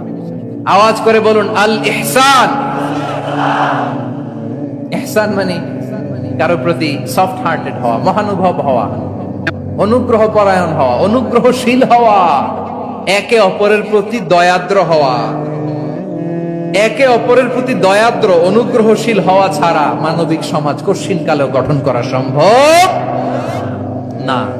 প্রিয় ভাইরা, সুন্দর আচরণ দিয়ে, ইহসান দিয়ে যা জয় করা যায়, নরম আচরণ দিয়ে যেটা অর্জন করা যায়, কঠোরতা দিয়ে সেটা পারা যায় না। বিষ্ণু ঈসা ইসলাম ইহসান দিয়ে, কোমল আচরণ দিয়ে, তার অনুগ্রহ দিয়ে তিনি অনেক কাফিরের হৃদয়কে জয় করে ফেলেছেন। সাইয়েদনা সুমামা ইবনে উসাল রাদিয়াল্লাহু তাআলা আনহুর কথা মনে পড়ে যায়। তিনি ছিলেন ইয়ামামার বাদশা। মদিনাতে বিশ্বনবীকে হত্যা করার নিয়তে এসেছিলেন। গোপনে গোপনে বিশ্বনবীকে হত্যা করে আবার ইয়ামামাতে তিনি ফিরে যাবেন। কিন্তু কি অবাক করা কাণ্ড, হত্যা করতে পারে নাই, সাহাবাদের হাতে তিনি ধরা পড়ে গেলেন। সাইয়েদনা সুমামা ইবনে উসাল রাদিয়াল্লাহু তাআলা আনহু হত্যার নিয়তে আসলেন, কিন্তু হত্যা করতে পারলেন না। সাহাবারা ওনাকে ধরে ফেললেন, ধরে মসজিদে নববীর পিলারের মধ্যে বেঁধে রাখলেন। সুমামা ইবনে উসাল, সিরাত থেকে শুনে, সিরাত থেকে শোনাচ্ছি, রাদিয়াল্লাহু তাআলা আনহু ইয়ামামার অধিপতি ছিলেন। ইয়ামামা বিশ্বনবীকে হত্যার জন্য আসছেন, ধরা পড়ে গেছেন, এখন মসজিদে নববীতে বেঁধে রাখছেন, তার মানে বন্দী। এখন স্ট্যাটাস কি? বন্দী, ক্যাপটিভ। বিষ্ণু ঈসা ইসলাম সাহাবাদেরকে বললেন তার খোঁজ খবর নিও, সুমামা ইবনে উসালের খোঁজ খবর নিও। সাহাবারা বলেন ইয়া রাসূলুল্লাহ, আপনাকে হত্যা করতে এসেছে, তার তো কঠিন ক্যাপিটাল পানিশমেন্ট হওয়া দরকার, কঠিন শাস্তি হওয়া দরকার। বিশ্বনবী বললেন না, আমি যেটা জানি তোমরা সেটা জানো না, তোমরা সুমামার সাথে ভালো আচরণ করো। বিশ্বনবী সুমামার কাছে গেলেন। প্রথম দিন যে তিনি কালেমার দাওয়াত দিলেন, ইমানের দাওয়াত দিলেন, ইসলামের দাওয়াত দিলেন, রিসালাতের দাওয়াত দিলেন, আখিরাতের দাওয়াত দিলেন। পরের দিন যে বিশ্বনবী সালাতের দাওয়াত দিলেন, যাকাতের দাওয়াত দিলেন, ইসলাম কি, কিভাবে, কেমন করে পালন করতে হয় চমৎকার আর্টিকুলেট করতে শুরু করলেন। তন্ময় হয়ে সুমামা ইবনে উসাল রাদিয়াল্লাহু তাআলা আনহু বিশ্বনবীর কথাগুলো শুনতে আরম্ভ করলো। একদিন নয়, দুই দিন নয়, টানা 3 দিন বিশ্বনবী সুমামার কাছে ইসলামকে প্রেজেন্ট করেছেন, উপস্থাপন করেছেন। আওয়াজ করে বলেন কয় দিন? 3 দিন। 3 দিন মসজিদে নববীতে বাধা। আর সাহাবীদেরকে বললেন তার খোঁজ খবর নিও, তোমরা যে রুটি বানাও এর মধ্যে সবচেয়ে ভালো আটার রুটিটা তারে দিও, সবচেয়ে রিফাইন্ড খেজুর, যেটা পিওর খেজুর, এটা তারে দিও। আর বিশ্বনবী নিজের উট থেকে দুধ দহন করে ওনার বাড়ির এক কর্মচারীকে বলেছেন দুধ দহন করে সুমামার জন্য নিয়ে যেও। সুবহানাল্লাহ পড়বেন না? সবাই তো অবাক, ইয়ামামা থেকে আসছে নবীকে হত্যা করতে, বিশ্বনবী দেখে তারে জামাই আদর করে, তাকে মজার মজার খাবার দিও, দুধ দিও, আদর আপ্যায়ন করো। একদিন নয়, 2 দিন নয়, টানা 3 দিন বিশ্বনবী এভাবে সুমামার কাছে যে ইসলামকে প্রেজেন্ট করতে আরম্ভ করলেন, ইসলামকে উপস্থাপন করতে শুরু করলেন। আর তাকে চমৎকার এন্টারটেইনমেন্ট, আপ্যায়ন দিতে আরম্ভ করলেন। টানা 3 দিন যখন ইসলামের দ্য বিউটিজ অফ ইসলাম, ইসলামের সুমহান বাণী, সৌন্দর্য তার কাছে উপস্থাপন শেষ, তাকে আপ্যায়ন শেষ, বিশ্বনবী বললেন সাহাবাদেরকে যাও এবার সুমামার হাতের পায়ের রশি দুটো খুলে দাও। সাহাবারা বললেন ইয়া রাসূলুল্লাহ, কি বলেন আপনি? ও তো হত্যাকারী, সুযোগ পায় নাই, আপনারে মারতে পারে নাই, ছেড়ে দিলে আবার ও আপনার উপর তলোয়ার নিয়ে ঝাঁপিয়ে পড়বে। নবী এই সিদ্ধান্ত আপনি নিতে যাবেন না। বিশ্বনবী বললেন যেটা বলেছি সেটা করো, সুমামার রশিগুলো ছেড়ে দাও, সুমামার হাতে পায়ের রশিগুলো যে তোমরা খুলে দাও। সাহাবারা তর্ক জুড়ে দিলেন, লা ইয়া রাসূলুল্লাহ, এমনটা করবেন না, তো ভয়ঙ্কর, ভয়ঙ্কর খুনি, কি জানি কি হয়ে যায়। বিশ্বনবী বললেন না, তার হাতে পায়ের রশিগুলো খুলে দাও। সাহাবারা বিশ্বনবীর কথা মতো তার হাতে পায়ের রশিগুলো খুলে দিল। সুমামা মুহূর্তের মধ্যে মসজিদে নববী থেকে বের হয়ে ইয়ামামায় ফিরে না যে মসজিদে নববীর পাশে একটা খেজুর বাগান ছিল সেখানে চলে গেলেন। সেখানে একটা ছোট্ট কুয়া ছিল, কুয়ার পানি দিয়ে তিনি গোসল করলেন। সুবহানাল্লাহ পড়েন। কুয়ার পানি দিয়ে গোসল করে মসজিদে নববীর সামনে এসে বিশ্বনবী এবং সাহাবাদের সামনে দাঁড়িয়ে সাব্বাবা উঁচু করে বললেন, আশহাদু আল্লা ইলাহা ইল্লাল্লাহ ওয়া আশহাদু আন্না মুহাম্মাদান আবদুহু ওয়া রাসূলুহু। আল্লাহু আকবার। আমি সাক্ষ্য দিচ্ছি আল্লাহ ছাড়া কোনো ইলাহ নাই, আর মুহাম্মদ আল্লাহ তাআলার প্রেরিত বান্দা এবং রাসূল। প্রিয় ভাইরা, ইহসান দিয়ে যা জয় করা যায়, কঠোরতা দিয়ে সেটা কঠিন কালেও জয় করা যায় না। আওয়াজ করে বলেন ঠিক কি না? এবার সুমামা দাঁড়িয়ে বলে, ওগো নবী, আমি তো কালিমা পড়ে মুসলমান হয়ে গেলাম, এবার শুনেন, এই মুহূর্তের আগে আপনার চেহারার চাইতে নিকৃষ্ট কোনো চেহারা আমার কাছে ছিল না, কিন্তু শাহাদা পাঠ করার পরে আপনার চেহারার চাইতে উত্তম শ্রেষ্ঠ কোনো চেহারা আমার কাছে আর নাই। ও নবী, আজকের দিনের আগে ইসলাম ধর্মের চেয়ে নিকৃষ্ট অপছন্দনীয় কোনো ধর্ম আমার কাছে ছিল না, কিন্তু এই মুহূর্ত থেকে ইসলামের চেয়ে সেরা শ্রেষ্ঠ পছন্দনীয় কোনো ধর্ম আমার কাছে নাই। নবী গো, আজকের দিনের আগে মদিনার চাইতে অপছন্দনীয় নিকৃষ্ট কোনো শহর আমার কাছে ছিল না, কিন্তু এই মুহূর্তের পর থেকে মদিনার চাইতে কোনো শ্রেষ্ঠ শহর আমার জানা নাই। সে ছিল গমের বড় ডিলার, গম বেচতো। কি বেচতো? তার গম কিনে মক্কার লোকেরা রুটি খাইতো। সে ঘোষণা দিল, আজকে থেকে মক্কাবাসীদের জন্য সব গম আমি হারাম করে দিলাম, মক্কাবাসী এখন না খেয়ে মরে। সুবহানাল্লাহ পড়বেন না? মক্কাবাসী বিশ্বনবীর কাছে আসলেন, এসে বললেন, মুহাম্মদ, আমরা তো তোমার ভাই, তোমার চাচা, তোমার ভাতিজা, তোমার আত্মীয়, তুমি সুমামারে বলো সে যেন আবার গমের সাপ্লাই মক্কার জন্য অনুমতি দিয়ে দেয়। বিশ্বনবীর অনুমতি ক্রমে সুমামা আবার মক্কাতে গম পাঠাতে শুরু করলো। পড়েন সুবহানাল্লাহ। ইহসান, ইহসান দিয়ে আপনি যেটা জয় করতে পারবেন, you can win the heart of your enemies. ইহসান দিয়ে আপনি আপনার শত্রুর হৃদয়কে জয় করতে পারবেন। আওয়াজ করে বলেন ঠিক কি না? এজন্য আল্লাহ বললেন, ওয়া আনফিকু ফি সাবিলিল্লাহি ওয়া লা তুলকু বিআইদিকুম ইলাত তাহলুকা ওয়া আহসিনু ইন্নাল্লাহা ইউহিব্বুল মুহসিনিন। তোমরা আল্লাহর রাস্তায় দান করবে আর নিজেরা নিজেদেরকে ধ্বংসের হাতে ঠেলে দিও না। তোমরা একে অপরের প্রতি ইহসান করবে, কারণ ইহসানকারীদেরকে আল্লাহ বড্ড ভালোবাসেন। সুবহানাল্লাহ পড়েন। আবার সূরা রহমানে আল্লাহ বললেন, হাল জাযাউল ইহসানি ইল্লাল ইহসান ফাবিআইয়ি আলা। সবাই পড়েন, ফাবিআইয়ি আলাই রাব্বিকুমা তুকাযযিবান। ইহসানের প্রতিদান হিসেবে ইহসানি হয়। বিশ্বনবী সুমামার প্রতি যেমন ইহসান করেছেন, সুমামাও ঠিক তেমন ইহসান ফিরিয়ে দিয়েছে। ঠিক কিনা বলেন? তাহলে এক নম্বরে হচ্ছে আদ, ন্যায় বিচার। দুই নম্বরে সবাই বলেন ইহসান, সদাচরণ। ইহসান দুই ধরনের প্রিয় ভাইরা, ইহসান ফিল ইবাদা, ইহসান ফিল মুআমালা। ইহসান ফিল ইবাদা হচ্ছে একাগ্র অনুভবে ইবাদতে ডুব দেওয়া, এর নাম ইবাদতের ইহসান। সুবহানাল্লাহ পড়ে। বিশ্বনবী বলেন, ইহসান মানে কি জানো নাকি? হাদিসে জিবরিলে সাইয়েদনা জিবরিল আলাইহিস সালাম বিশ্বনবীকে বললেন, আখবিরনি আনিল ইহসান। নবী আমাদেরকে বলেন ইহসান মানে কি? বিশ্বনবী বললেন, আনতা আবুদাল্লাহা কাআন্নাকা তারাহু ফাইন লাম তাকুন তারাহু ফাইন্নাহু ইয়ারাক। ইহসান মানে হলো এমন ভাবে তুমি আল্লাহর সামনে নিজেকে উজাড় করে ইবাদত করবে, তুমি ভাববে তুমি আল্লাহকে দেখতে পাচ্ছ। আর এটা যদি ভাবা তোমার জন্য কঠিন হয়ে যায়, অন্তত এতটুকু তুমি ভাববা যে আল্লাহ তোমাকে দেখতে পাচ্ছেন। ঠিক কিনা বলেন? আমার বীর চট্টলার ভাইয়েরা, কেউ যেটা দেখে না সেটা দেখে কে? এই বিশ্বাস হৃদয়ের মধ্যে আছে? নামাজে যখন দাঁড়ান এই ফিলিংসটা আনা যাবে?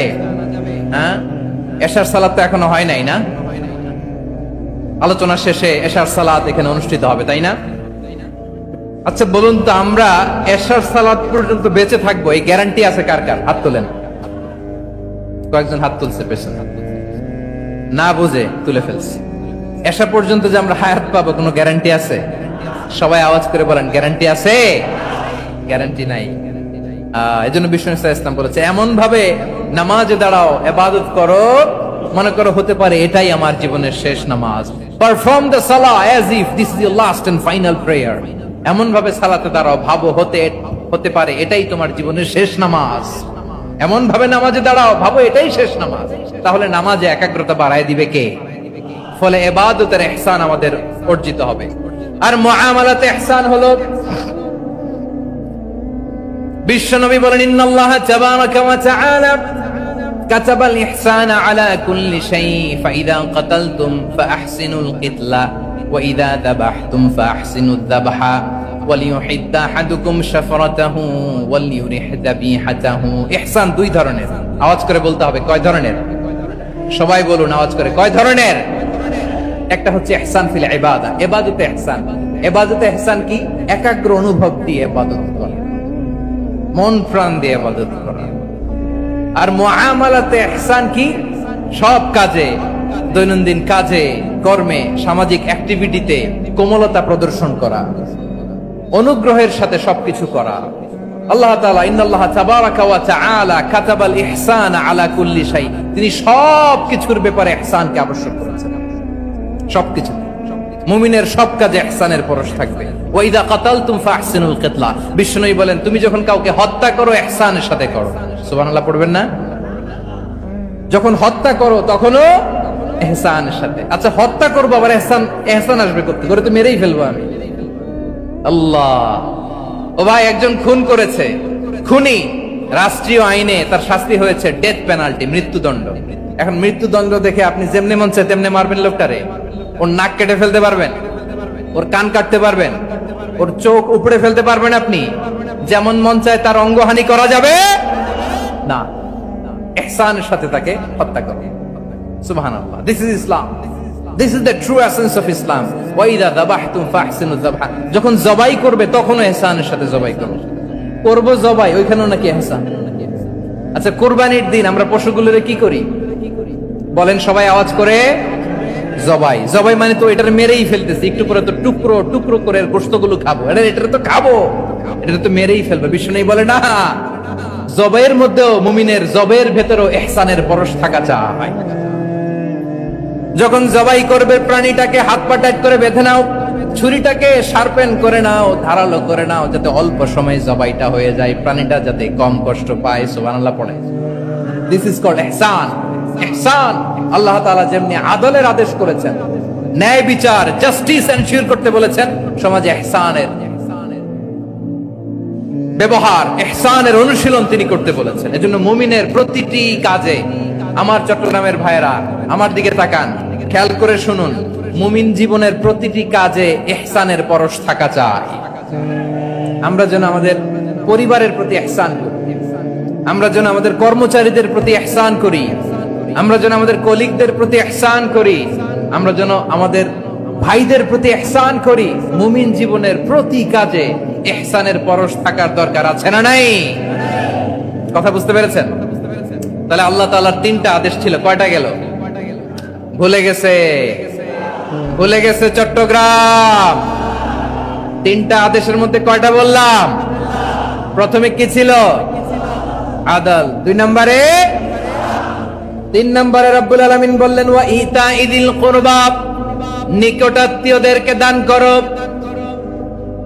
নিকটাত্মীয়দেরকে দাও, যারা তোমাদের ব্লাড কানেকশনের আত্মীয় তাদেরকে তোমরা দাও। এখানে জেনারেলি বললেন দাও, কি দিব সেটা তিনি এখানে বলেন নাই, সেটা তিনি সূরাতুল ইসরার মধ্যে বলেছেন। আল্লাহ বলেন ওয়া আতিযাল কুরবা হাক্কাহ, নিকট আত্মীয়দেরকে তাদের অধিকার, তাদের প্রাপ্য তোমরা বুঝিয়ে দাও।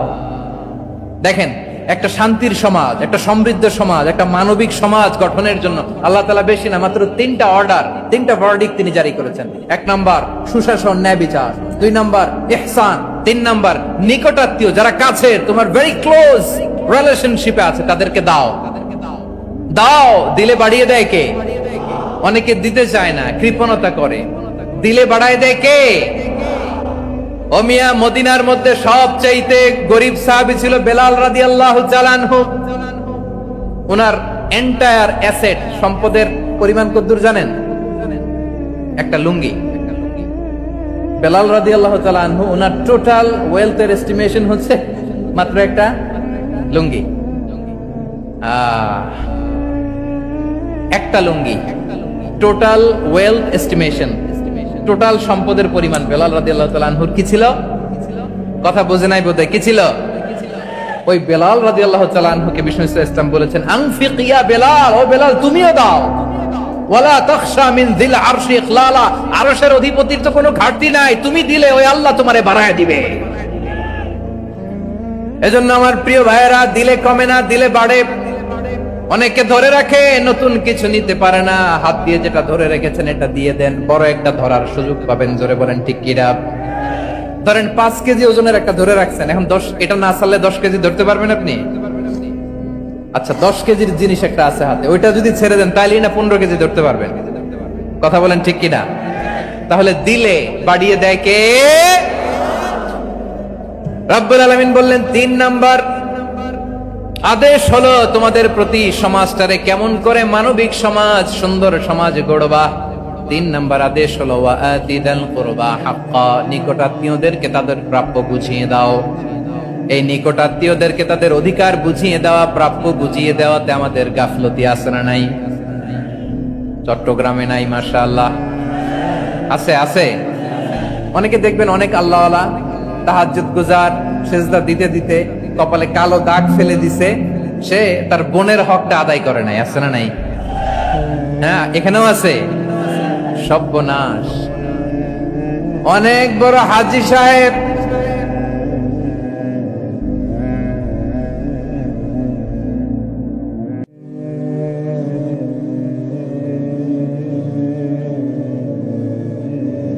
বিশাল লম্বা দাড়ি, ছেলেরে সব দিয়ে দিছে, মেয়ে পারে না।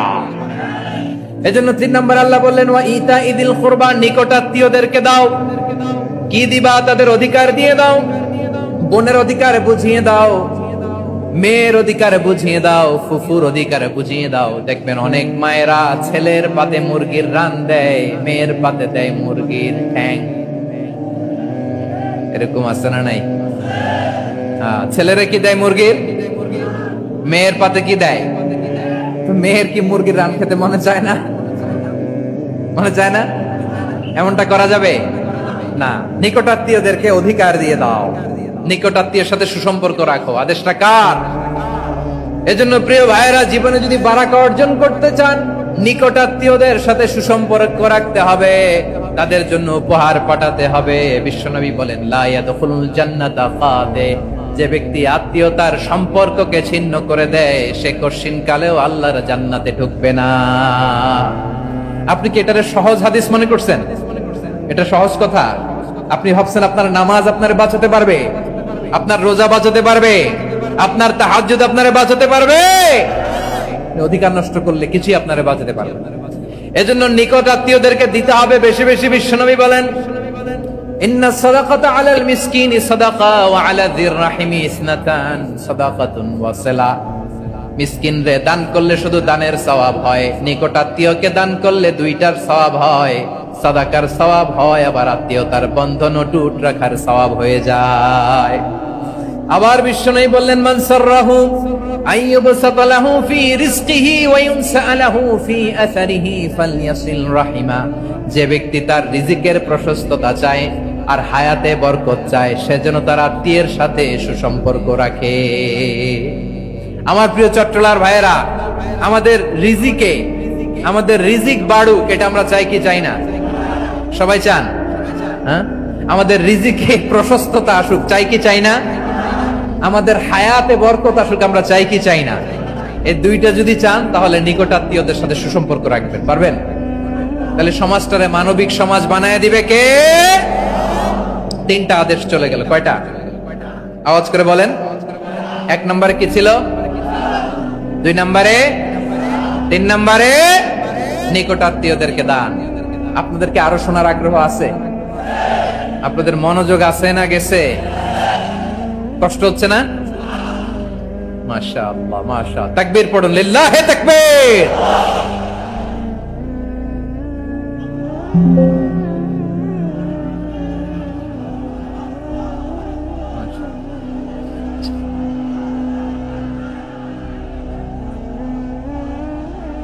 আমার প্রিয় ভাইয়েরা, আল্লাহ তাআলা 3টা জিনিসের যেমনি আদেশ করেছেন, অনুরূপভাবে 3টা বিষয় তিনি বারণ করেছেন। নিষেধ করেছেন, ওগুলোর কাছেও যাওয়া যাবে। শুনবেন শুনবেন, রাব্বুল আলামিন বলেন ওয়ায়ানহা আনিল ফাহশাই ওয়াল মুনকারি ওয়াল বাগি। আমি যেমনি তিনটি বিষয়ে আদেশ করলাম, অনুরূপ ভাবে তিনটি বিষয়ে বারণ করলাম, নিষেধ করলাম। আমার 1 নাম্বার নিষেধাজ্ঞা হলো অশ্লীলতার প্রতি। ফাহশা ওয়ায়ানহা আনিল ফাহশা, আল্লাহ তাআলা অশ্লীলতাকে নিষেধ করেছেন। কোন জিনিসকে? সবাই বলুন, কোন জিনিসকে? যত ধরনের, যত টাইপের, যত ক্যাটাগরির অশ্লীলতা হতে পারে সব অশ্লীলতাকে হারাম করেছেন কে? ফাহশা মানে কি? কথায়, কাজে, আচরণে, কমেন্ট, ফেসবুকের কমেন্টসে যত ধরনের নোংরামো আছে, যত ধরনের অশ্লীলতা আছে, এটাকে আরবিতে বলে ফাহশা। এটাকে কি বলে?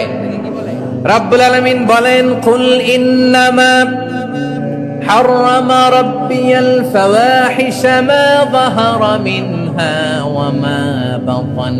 ও নবী, আপনি বলে দেন আমার রব প্রকাশ্য, অপ্রকাশ্য, স্পষ্ট কিংবা অস্পষ্ট, দৃশ্যমান কিংবা অদৃশ্যমান সব অশ্লীলতাকে হারাম করেছে। সব ধরনের অশ্লীলতা হারাম, সব ধরনের। আল্লাহ তাআলা আমাদেরকে অশ্লীলতা থেকে বাঁচান, অশ্লীলতা থেকে তিনি আমাদেরকে হেফাজত করুক, পড়েন আমিন। এবার বলেন, আমাদের সমাজে অশ্লীলতা আছে না নাই? চট্টগ্রামে নাই? আমি কই নাই, ওনারা বলে আছে। দেখছেন, আমি সামহাও বাঁচায় দেওয়া ট্রাই করতেছি, আমি সামহাও বাঁচায় দেওয়া ট্রাই করতেছি, ওনারা বলে আছে। অশ্লীলতা নানা ভাবে, নানা নামে, নানা মোড়কে আমাদের সমাজে আছে না নাই? সংস্কৃতির নামে, ফ্যাশনের নামে, বিনোদনের নামে, উপন্যাসের নামে, কনসার্টের নামে অশ্লীলতা আছে না নাই? আপনি দেখেছেন কনসার্ট গুলোর অবস্থা? এই যে আতিফ আসলাম যে আসছে আমাদের দেশে, তারপর কে কে আসছে? আমাদের তরুণ তরুণীরা, আমাদের যুবক যুবতীরা, আমাদের জেনজিরা। কি অবস্থা ওইখানে, হ্যাঁ? কি অবস্থা? কে বাঁচাবে ওদের? কে রক্ষা করবে ওদের ইমানের, ওদের চরিত্রের হেফাজতের গ্যারান্টি কে দিবে? কনসার্টের নামে অশ্লীলতা আছে না নাই? ছেলে মেয়ে একে অপরকে জড়ায় ধরতেছে, একে অপরকে চুমো খাচ্ছে, প্রকাশ্যে, দিবালোকে, গণমানুষের সামনে। আল্লাহ তাআলা এই অশ্লীলতা থেকে আমাদেরকে বেঁচে থাকতে বলেছেন, বেঁচে থাকতে বলেছেন।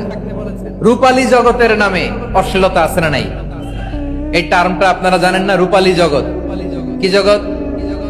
আসলে কি রূপালী জগৎ না অন্ধকার জগৎ? আমার বোনেরা, আপনাদেরকে যে কি বলে তারা বুঝায়, রূপালী জগৎ শুনেই আপনি ভরকে যাবেন না। রূপালী জগতে যে নারী যত বেশি উলঙ্গ, সে নাকি তত বেশি সাহসী। জানেন? বলে এটা একটা সাহসী নারী, খুব সাহসী পদক্ষেপ তার। যত বেশি শরীর থেকে কাপড় নামাতে পারবে, যত বেশি বস্ত্রহীন হয়ে নিজেকে প্রেজেন্ট করতে পারবে, সে নাকি তত বেশি সাহসী।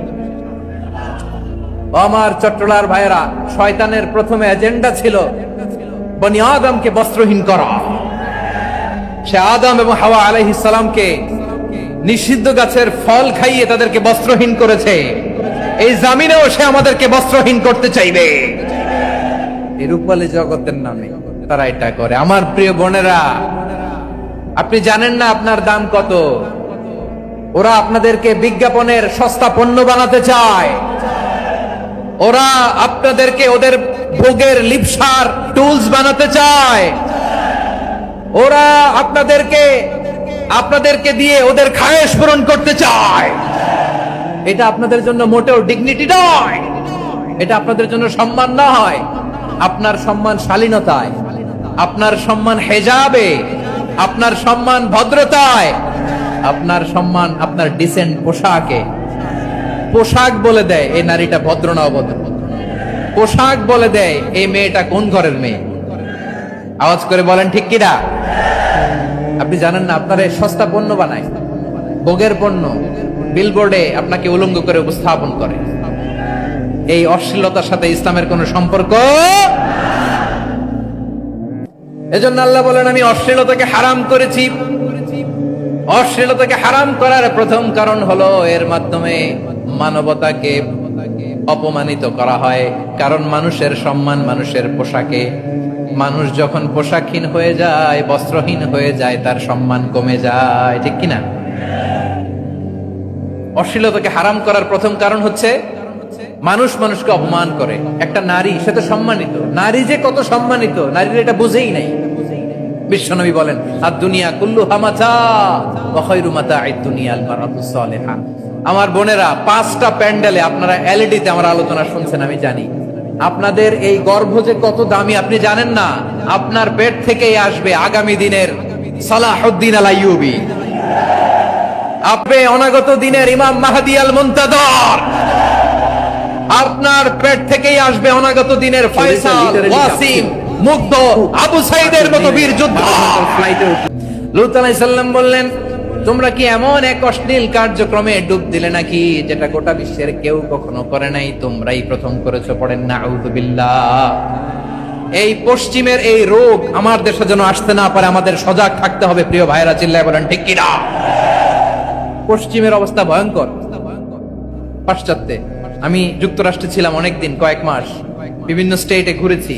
গার্ডিয়ানরা উদ্বিগ্ন, ছেলে মেয়েদেরকে, ছোট্ট ছেলে মেয়ে, ওদেরকে জিজ্ঞেস করে, তুমি how do you feel right now inside yourself? তুমি ভিতরে ভিতরে কেমন ফিল করো? তোমার কি ছেলে ছেলে লাগে না মেয়ে মেয়ে লাগে? আচ্ছা বলেন, এই ছোট্ট বাচ্চাটাও কি এগুলো জেন্ডার অ্যাসাইনমেন্ট বলতে এগুলো কিছু বুঝে? এইভাবে মিসগাইড করা হচ্ছে। কৌতূহল বশত ছোট্ট ছেলে যদি বলে আমার তো মেয়ে মেয়ে লাগে, তখন বলে যে না তুমি মেয়ে, ছেলে না।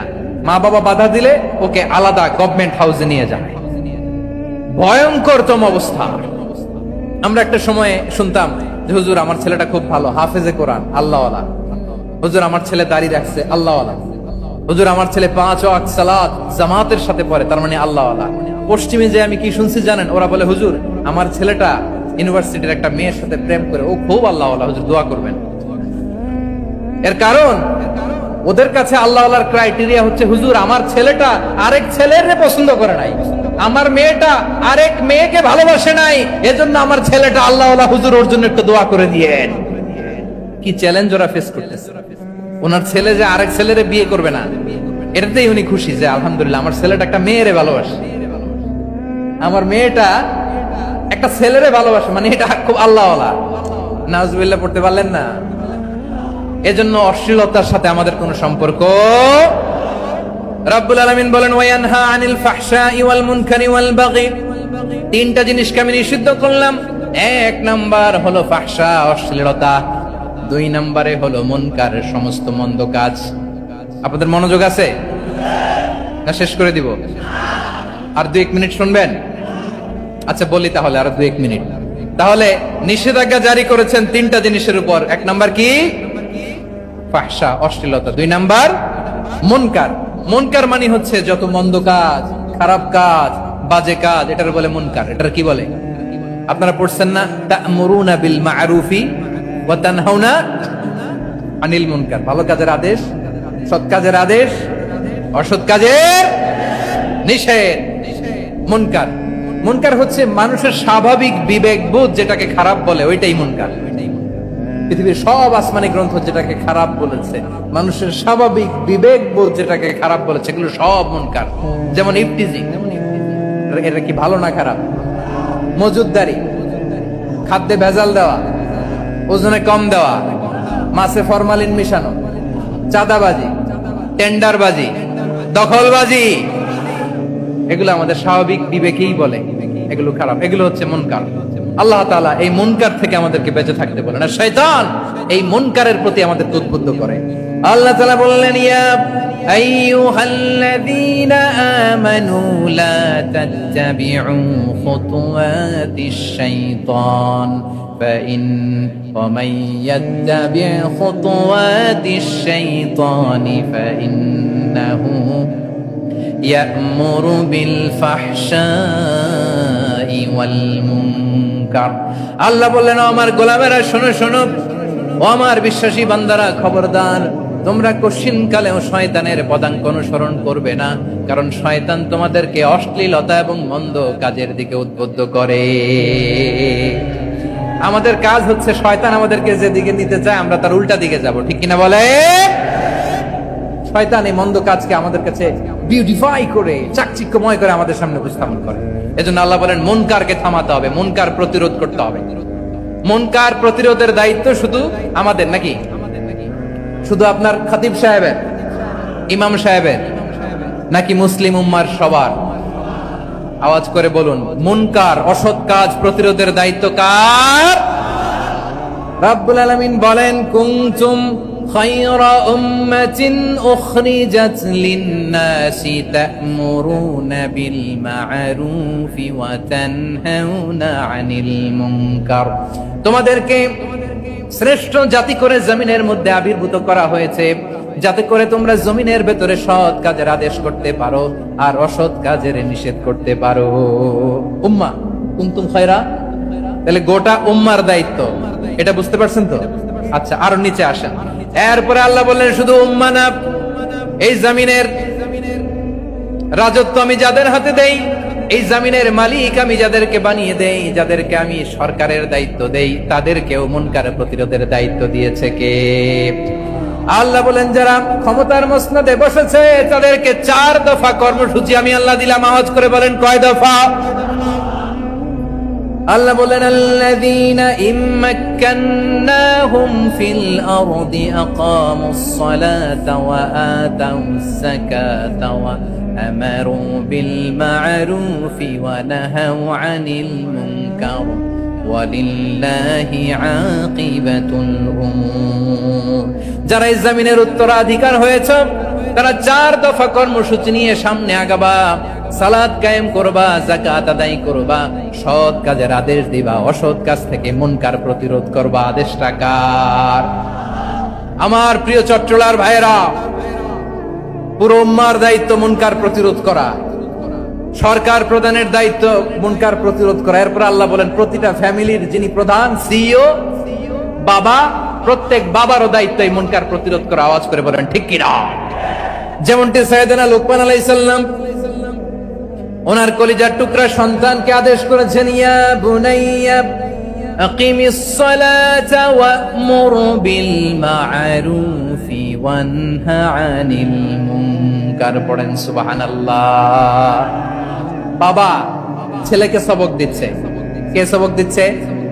কাকে? লুকমান আলাইহিস সালাম ছেলেকে বলতেছে, ওরে আমার কলিজার টুকরা সন্তান, ওরে আমার বাছা, নামাজ কায়েম করবা, সৎ কাজের আদেশ দিবা, আর মুনকার প্রতিরোধ করবা, অসৎ কাজ, সমাজ থেকে খারাপ কাজকে ঝেঁটে বিদায় করে দিবা। তাহলে দেখেন আমি স্টেপ বাই স্টেপ নামলাম। পুরা উম্মার দায়িত্ব, জমিনের উত্তরাধিকারী আল্লাহ যাদেরকে বানিয়েছেন সরকার, তাদের দায়িত্ব, প্রতিটি ফ্যামিলির প্রধানের দায়িত্ব। এরপরে বিশ্বনবী বলেন সচেতন প্রতিটি মুসলিমের দায়িত্ব সমাজ থেকে মুনকারকে উৎখাত করা। বিশ্বনবী বলেছেন মান রাআ মিনকুম মুনকারান ফালিয়ুগাইয়িরহু বিয়াদিহি ফাইন লাম ইয়াস্তাতি ফাবিলিসানিহি ওয়া ইন লাম ইয়াস্তাতি ফাবিকলবিহি ওয়া যালিকা আযআফুল ঈমান। সমাজে যে মুনকার দেখবে, খারাপ কাজ দেখবে, সে যেন হাত দিয়ে সেটাকে থামায়। কি দিয়ে? আপনাদের তো হাত নাই না? হাত আছে, হাত আছে। ওরা যেই হাত দিয়ে অন্যায় করে ওটা প্রতিরোধের জন্য আমাদেরও হাত আছে না নাই?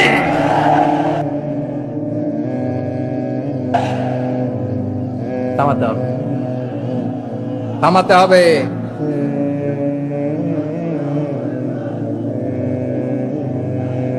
বসুন আমার প্রিয় ভাইয়েরা, ওরা ওদের যে হাত দিয়ে টেন্ডারবাজি করে,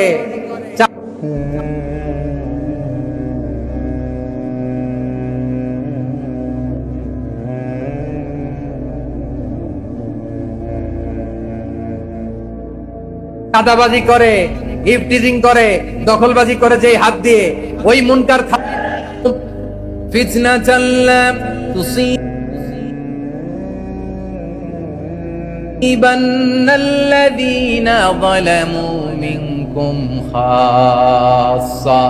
ও আমার গোলামেরা, ওই আযাবকে ভয় করো যে আযাব যখন আমি জমিনের বুকে পাঠাই শুধু জালেমদেরকেই মারি না, আলেমদেরকেও মারি। আযাব যখন আসে তখন শুধু জালিমই মরে না, আলেমও মরে। জানেন মুসা আলাইহিস সালামের পায়ে একবার একটা লাল পোকা কামড় দিয়েছে, লাল পিঁপড়া। লাল পিঁপড়া কামড় দিলে খুব আরাম লাগে না? কি লাগে? হ্যাঁ, জলে না? লাল একটা পিঁপড়া কামড় দিছে,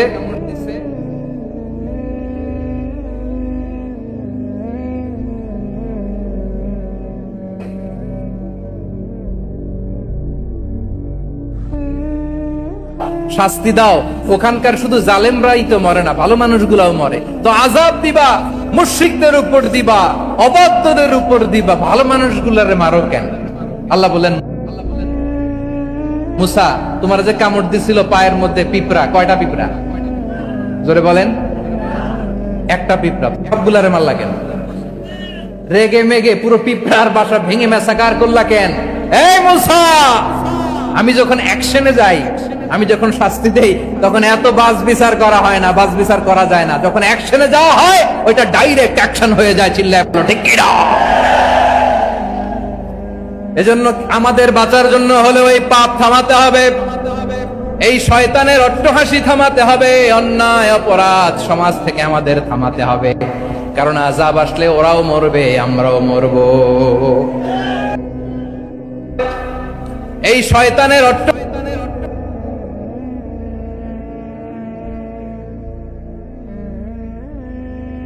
থামাতে হবে, অন্যায় অপরাধ সমাজ থেকে আমাদের থামাতে হবে। কারণ আযাব আসলে ওরাও মরবে, আমরাও মরব। একটা জাহাজ 2 তলা, আপনি আছেন মালয়েশিয়া থেকে দোহাতে নামলাম। দোহায় যখন আমার ট্রানজিট, তখন শুনতে পেলাম যে আল্লামা বিদায় নিয়েছেন। আমার কি মরবে? আসলে কি শুধু ওরা মরবে, নাকি তলা ফুটো হলে ভিতরে পানি ঢুকলে আপনারও সলিল সমাধি হবে? তলা দিয়ে যখন পানি ঢুকবে, জাহাজ ঢুকলে আপনিও মরবেন। এজন্য নিজে মরার আগে ওই পাগলগুলোর নিচতলায় যে থামাতে হবে। চিল্লায় বলেন ঠিক কি না?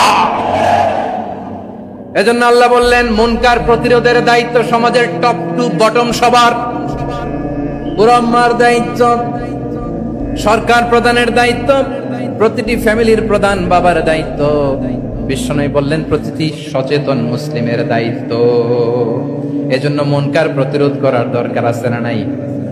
সমাজে এই যে ইফটিজিং হয়, আপনার বোনের বয়সী একটা মেয়েকে কিছু বকাটে টিটকারি করে, এই বলে সেই বলে, নোংরা কথা বলে, রাস্তায় দেখেও আপনি পাশ দিয়ে না দেখার মতো চলে যান কেন? আপনি দাঁড়ান না কেন? আপনি দাঁড়ালেই তো থেমে যাবে। কারণ সত্যের যে শক্তি, তার সামনে মিথ্যা মুখ থুবড়ে পড়ে। আপনার সামনে ও কিছুই না, নাথিং। আপনি দাঁড়ান, ওকে প্রশ্ন করেন, আমার বোনকে তুমি ডিস্টার্ব করো কেন? আপনাকে দেখে আরো 5 জন দাঁড়াবে, 5 জনকে দেখে আরো 10 জন দাঁড়াবে। আমাদের নীরবতা আর আমাদের নিশ্চুপ থাকাই জালিমদেরকে আরো শক্তিশালী জালিম বানিয়েছে। এজন্য মুনকার প্রতিরোধের দায়িত্ব আমাদের সবার। টেন্ডারবাজি, চাঁদাবাজি, দুর্নীতি, অপরাধ, দখলদারিত্ব, মজুদদারি, এগুলো সবকিছু একসাথে প্রতিরোধ করতে হবে। ঠিক কিনা বলেন? একটা মানবিক সমাজ যদি চাই, প্রতিরোধ করতে হবে। প্রিয় ভাইয়েরা, আল্লাহর শপথ নিয়ে বলি, এই নাসিহাত গুলো সবার জন্য, সব দলের জন্য, সব মতের মানুষের জন্য। আমরা কোন দলের প্রতি মানুষকে ডাকি না, আমরা ডাকি ইসলামের দিকে। সব দলের, সব মতের, সব মানুষদেরকে আমরা আহ্বান জানাই, আসুন আমরা একটা সুন্দর সমাজ বিনির্মাণ করি। এই যে নতুন বাংলাদেশের এক সুযোগ এসেছে, আর জীবনে হয়তো আসবে না, সামনের 100 বছর এই সময় আসবে না। আসুন দেশটাকে আমরা সাজাই, আসুন আমরা দুর্নীতি বন্ধ করি, আসুন আমরা চাঁদাবাজি বন্ধ করি, আসুন আমরা দখলদারিত্ব বন্ধ করি, আসুন আমরা এক দল আরেক দলকে নিশ্চিহ্ন করার যে রাজনীতি, এটা বন্ধ করি। সব দলের প্রতি আমার আহ্বান। আমি কিছুদিন আগে একটা নিউজ দেখলাম, ওই যে লন্ডনে বসে জনাব তারেক রহমান সাহেবকে আমি ধন্যবাদ দিতে চাই। উনি সংবাদ শোনা মাত্রই ওনার দলের অনেক চাঁদাবাজকে উনি বহিষ্কার করেছেন। I do appreciate. প্রতিটি দলের এরকম ইনিশিয়েটিভ নেওয়ার দরকার আছে না নাই?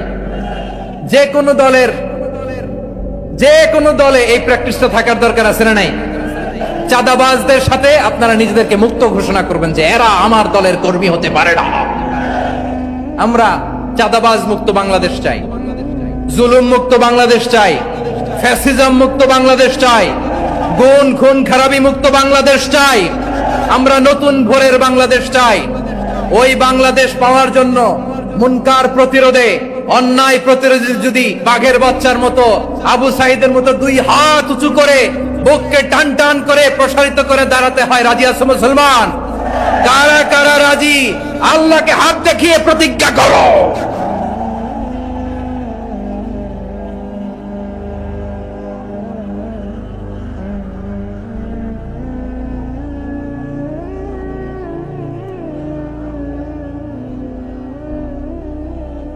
আমার প্রিয় ভাইয়েরা, বসুন বসুন আমার ভাইয়েরা। রাব্বুল আলামিন বলেন, ওয়ায়ানহা আনিল ফাহশাই ওয়াল মুনকারি ওয়াল বাগি ইয়াইদুকুম লাআল্লাকুম তাযাক্কারুন। বসুন। আল্লাহ বললেন, আমি অশ্লীলতাকে নিষেধ করি, আমি সব ধরনের মন্দ কাজকে নিষিদ্ধ করি, সব শেষে আমি সীমা লঙ্ঘনকে তোমাদের জন্য নিষিদ্ধ করি। আলোচনা মনে আছে তো, না ভুলে গেছেন? নিষিদ্ধ করেছেন কয়টা জিনিস? 1 নম্বরে অশ্লীলতা, 2 নম্বরে মুনকার তথা সব মন্দ কাজ, 3 নম্বরে আল বাগি সীমা লঙ্ঘন, ক্রসিং দ্য লিমিট। সীমা লঙ্ঘন করা ভালো না। We all should know our limits. চিল্লায় বলেন ঠিক কিনা?